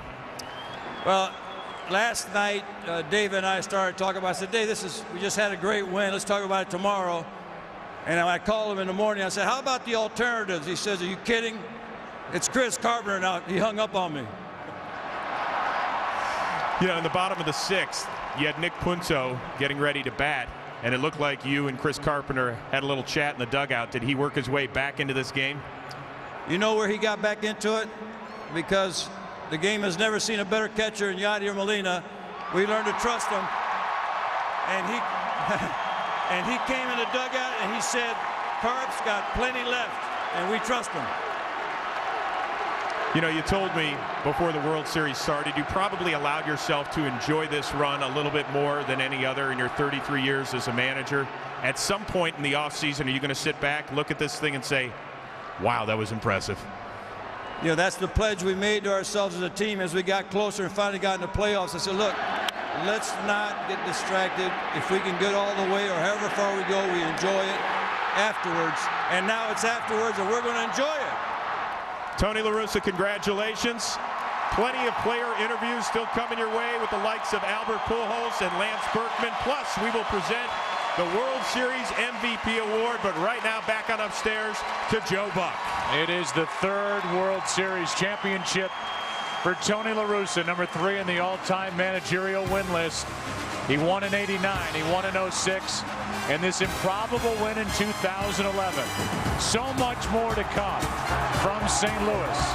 The celebration started on that fly ball to left, and it will continue for days in this town as the Cardinals win it all. Here in 11, back with more after this. Welcome back to the Chevy World Series postgame show on Fox. With that, we go back down to the field and Chris Rose. All right, Joe, thank you very much. It's time right now for the World Series MVP presentation. Once again, Commissioner Seelig. The 2011 World Series Most Valuable Player, presented by Chevrolet, is St. Louis native Cardinal third baseman David Freese.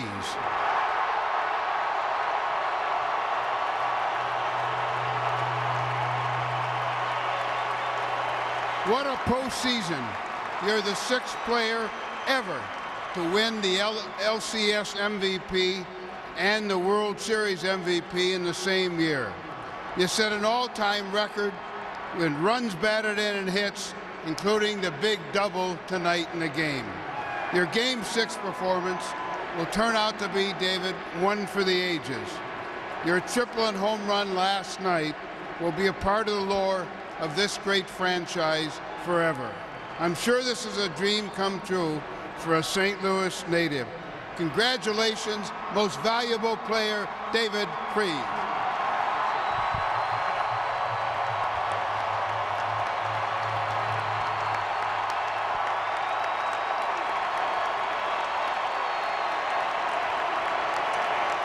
And right now, I want to welcome in Chris Perry, the Vice President of Chevrolet Global Marketing and Strategy, who wants to present a few gifts.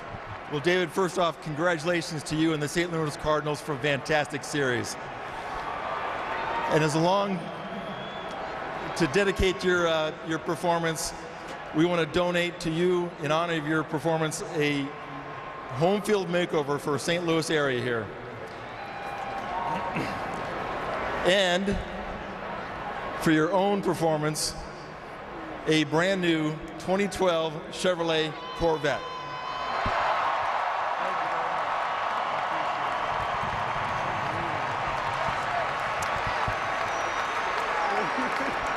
Not bad for a guy who has driven in the most runs in a single postseason.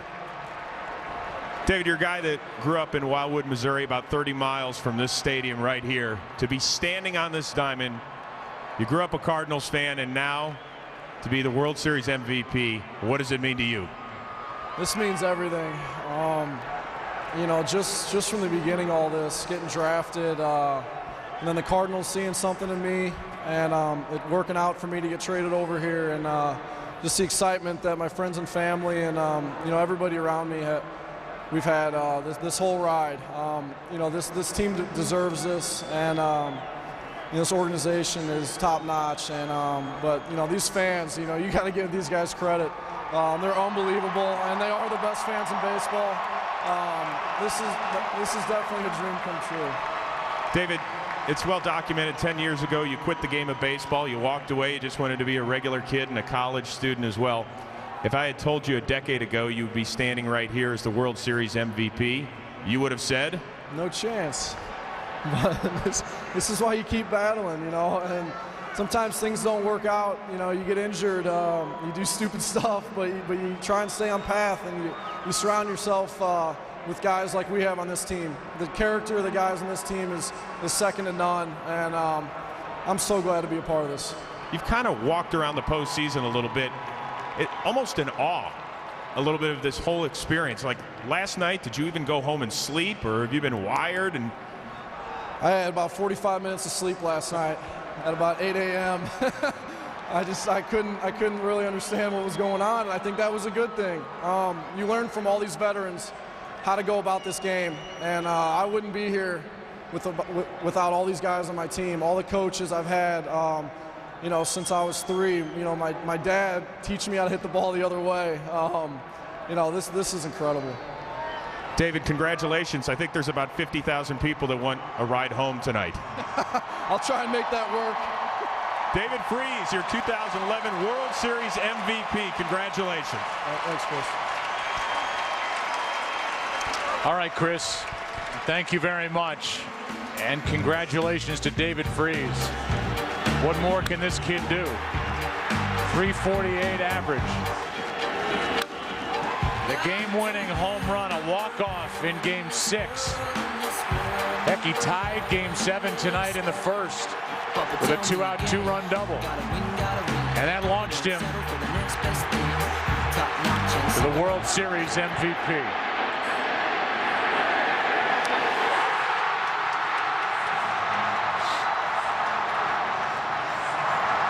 David Freese tells the story as we welcome you inside our broadcast booth that he was always one of the smaller guys on the team, and his dad forever told him, hit it the other way, hit it the other way.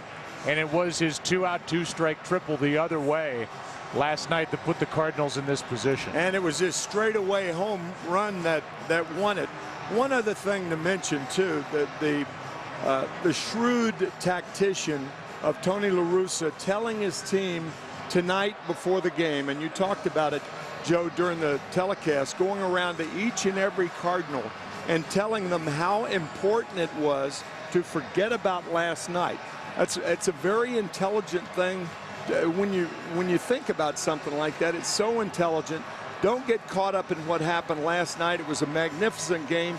We've got work to do tonight. And they won tonight 6-2. Back down to the field. Here's Chris Rose. All right, Joe, thank you very much. I'm joined right now by Lance Berkman. 13 years. It has been a 13-year journey for you. What is it like to finally reach the Holy Grail? I mean, it's hard to put into words. It's exhilarating. The fans make it extra special. This team is the greatest I've ever played on. I mean, it's just a great group of guys. I've enjoyed myself immensely here in St. Louis and couldn't think of a better ending. You're a happy-go-lucky guy, but at any point over the last 2 months or even the last 24 hours, did you think this team was going to fall short? We just kept playing. You know, we try not to think about that. Obviously, we've been down.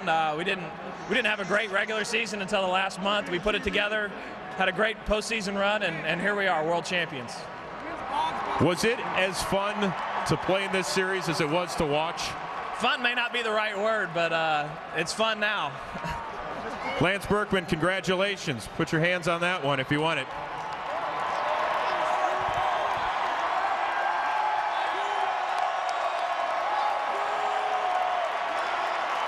I've got Albert Pujols right here. Albert, it just seemed like every night it was a different guy. It was you in Game 3, Yadier Molina as well. Lance chipped in, David Freese. Was that the strength of this team? Different guy, different night? Well, definitely. You know, I think the last month of the season, that's where it started everything. You know, different guys were coming huge, getting big hits, and we carried that into the postseason, and here we are, world champions. Why didn't this team ever die? I mean, it seemed like at any point over the last 2+ months you could have quit. Why didn't you? Well, I think everything started with the manager. You know, we have a future Hall of Fame, Antonio La Russa. They always trusting us and pretty much, you know, just let us play.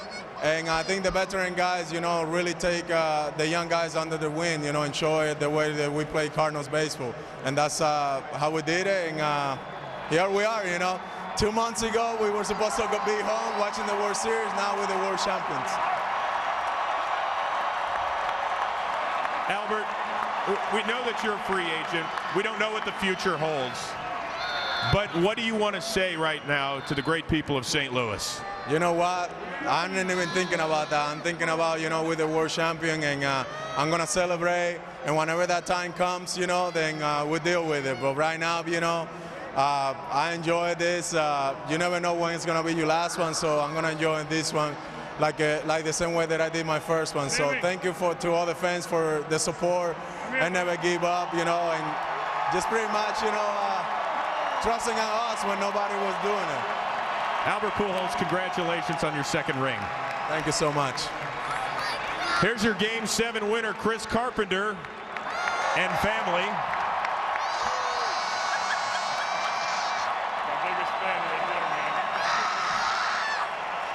Chris, it looks like you've got quite a headdress working here. I do. She's my biggest fan. She sits up there and waves to me every single night, and all these people are great. It's awesome to get this the World Series back here in St. Louis, to get another ring.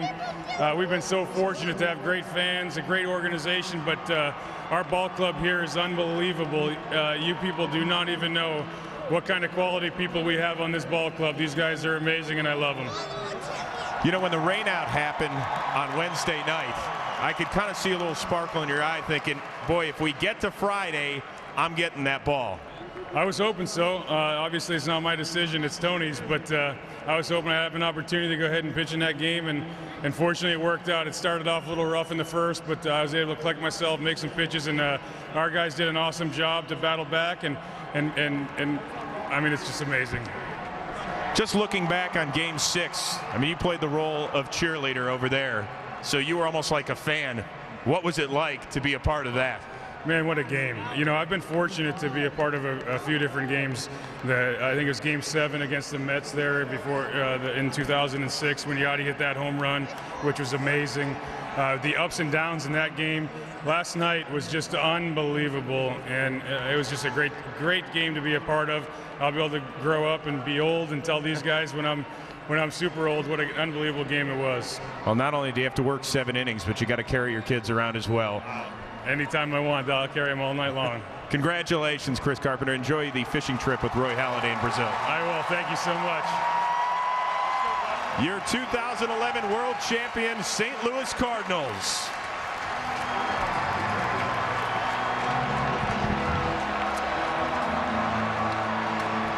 All right, Chris, thank you. We watched that celebration on the field. We've had the trophy presentation. We will continue the Chevy post-game show here on Fox as the Cardinals win tonight, win the series. What a postseason. Back with more after this. Welcome back to the Chevy World Series post-game show on Fox. The final score here in Game 7, 6-2 Carpenter over Harrison. And the Cardinals win their 11th World Series title in a game that lasted 3 hours, 17 minutes. A very gracious Ron Washington, who we have thoroughly enjoyed watching this postseason, and last took a moment to answer questions from our Ken Rosenthal. Kenny? Thanks. Ron, I know there's a lot of hurt in that room right now. What did you tell your team? Well, I just told them they're champions, which I believe. Someone had to win, someone had to lose, and the Cardinals did it, you know. If there's anything that I could take back from this World Series is that one pitch from last night. But you can't. And we went out there and we gave it everything we had tonight, and I got to congratulate the Cardinals. They were the better team, and they are the world champions. And all we can do is come back next year and commit ourselves to it again as they did this year. And it's obvious that if they commit themselves to something, they can get it done. And that was it. Which pitch are you talking about from last night? Which one burned you? There was an opportunity 3 times, I think, for one pitch to get us the third out, and we just didn't get it done. And, I mean, if I had to look back, that was it. So it was in our grasp, and we didn't get it. And tonight we fought hard for it, but the Cardinals got it. Now, people are going to ask, how much did Game 6 take out of you? And yet, you had a 2-0 lead tonight. And I wonder, in your view, what happened these last 2 games with your pitching? Well, you know, we just didn't get it done. It's the bottom line. They've been great for us all year, and we just didn't get it done. You know, we jumped out 2-0, and then we get 2 outs, and they get back in it. And from that point on, you know, Carpenter did a good job in between innings, and they put some more runs on the board, and we just couldn't catch up. But my hat's off to the Cardinals. They cleanly beat us. We certainly didn't give them anything. They beat us. You guys accomplished an awful lot this year. You won the West, you beat the Rays, you beat the Tigers, and yet, even with 2 American League pennants, I'm sure there's an emptiness. How disappointing is it that you haven't taken the final step? Well, it's very disappointing because that's what you're playing for. But, you know, we're men, we're grown men, and we know exactly what it takes, and we feel like we got the materials inside that clubhouse that can give us an opportunity to get back. And certainly that's the taste that'll be in our mouth, and we'll work hard again, and hopefully if we can stay healthy, we can get back and have another opportunity. Ron, thank you very much. Thank you. Back to you. All right, Kenny, thank you. And you look at a graphic of losing back-to-back World Series as the Rangers now have done since 1961 on a list of the Yankees, Dodgers, and Braves. And a couple of things. You and I have thoroughly enjoyed being around Ron Washington, and it is obvious when we're around him in the clubhouse and these players how much they take from that guy. He's a great leader and very gracious the way he answered the questions. He's the right guy in charge of the Texas Rangers. You will rarely run into a man with the warmth, integrity, and humor of Ron Washington. At times he had us howling during our meetings with him in his office. His common sense approach to the game, I think the Rangers are going to be happy with Ron Washington for a long time. And let's say this, This is a Texas team that was in the World Series last year. They're in it this year. They are loaded. They should be back. They should have every expectation to get back to this point again next year or the year after. They're loaded, and will they regret Game 6 of the World Series this year? Well, of course they will. But it's one, as you said earlier, Joe, one of the great games that any of us have ever seen in the history of our watching and announcing and playing the game. And it was the Cardinals winning Game 6 last night in 11. So close to defeat. The Rangers so close to a championship, and the Cardinals just would not quit. Getting 2 in the 9th, 2 in the 10th, 1 in the 11th to win it. And it really was the end of what was an incredible run. Trailing by 10.5 on August 25th, they clinched their spot the last day of the season. They defeated the top 2 teams in the National League to get to the World Series, Philadelphia and Milwaukee. That Game 6 last night is something that none of us will ever forget, and they win their 11th here in 2011. And so that's the end of this postseason for us. It's been a pleasure, my friend. Great to be sitting next to you. This has been something that I don't think we've ever had more fun. I don't either. Relaxed and yet intense at the same time. There's no doubt about it. That's it for us in the broadcast booth. And one note, A.J. Brzezinski has joined us in the pregame and the postgame and has become a new friend of Fox. He's been just fantastic on the pregame set. Eric Karros always is, as is Chris Rose. Guys, it's all yours. All right, Joe and Tim, thank you very much. The St. Louis Cardinals celebrating their 11th World Championship, and they just ran down their resume over the last 2 months. And if there's one common theme on getting back into this race, getting into the postseason, advancing to the World Series, and finally winning it, it was tonight's starter, AJ. Absolutely. I know David Freese won the MVP of this series, but Chris Carpenter had to be a close second.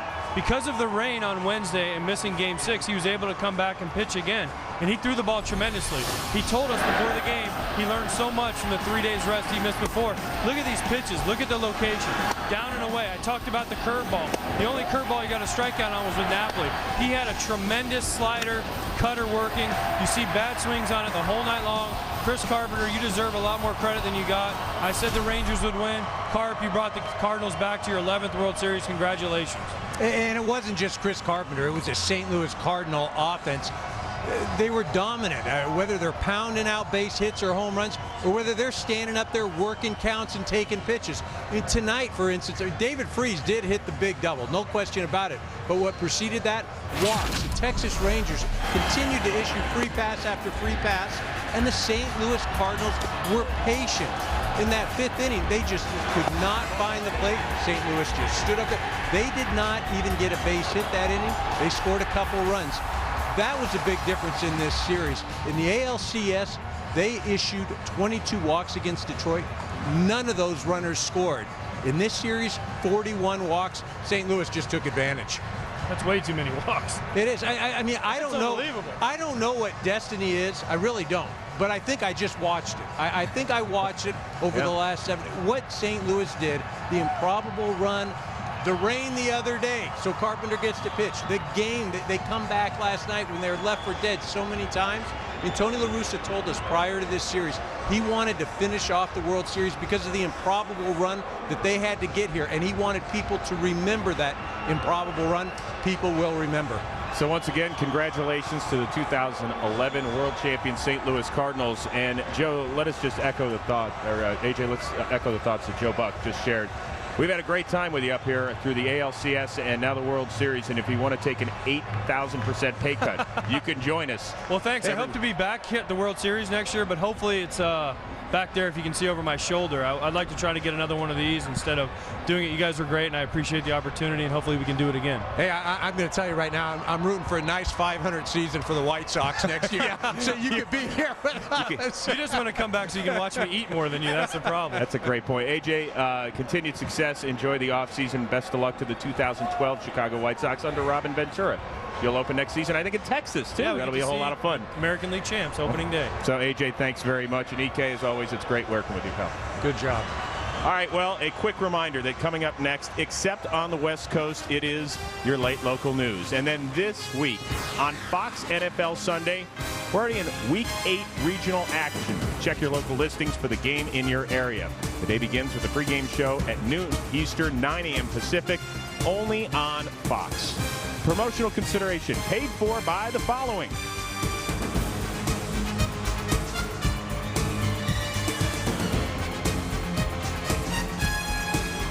For more information on tonight's game and other Major League Baseball news, simply log on to foxsports.com, powered by MSN, the world's favorite sports site.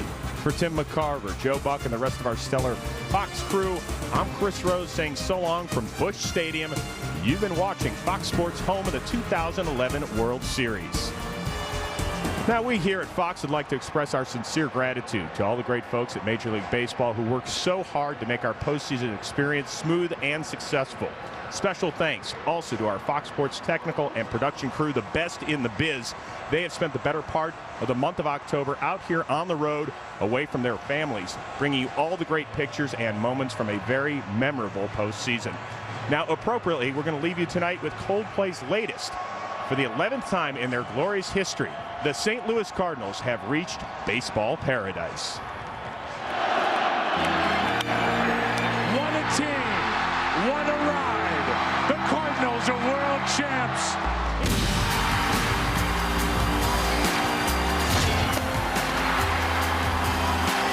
And the Cardinals lead 2-0 in the fourth of game one.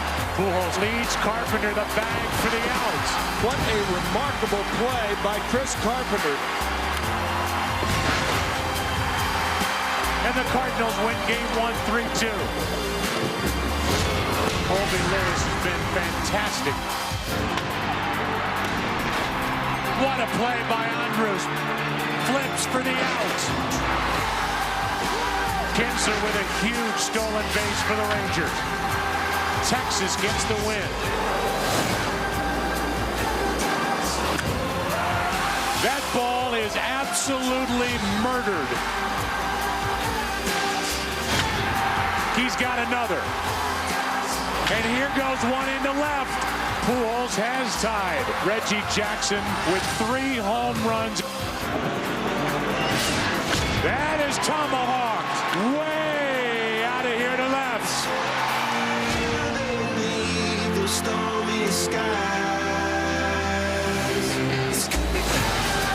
Got him looking.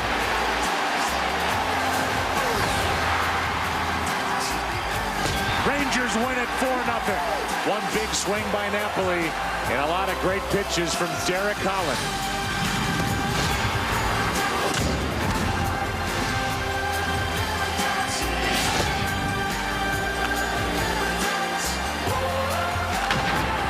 This ball is down and off the wall.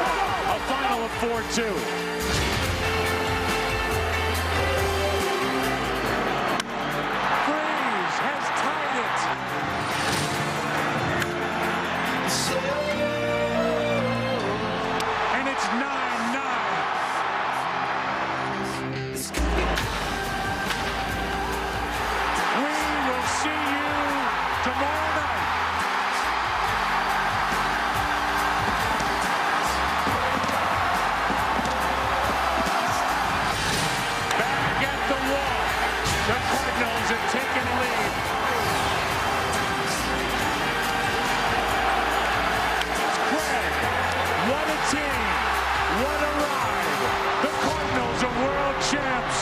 In 2011.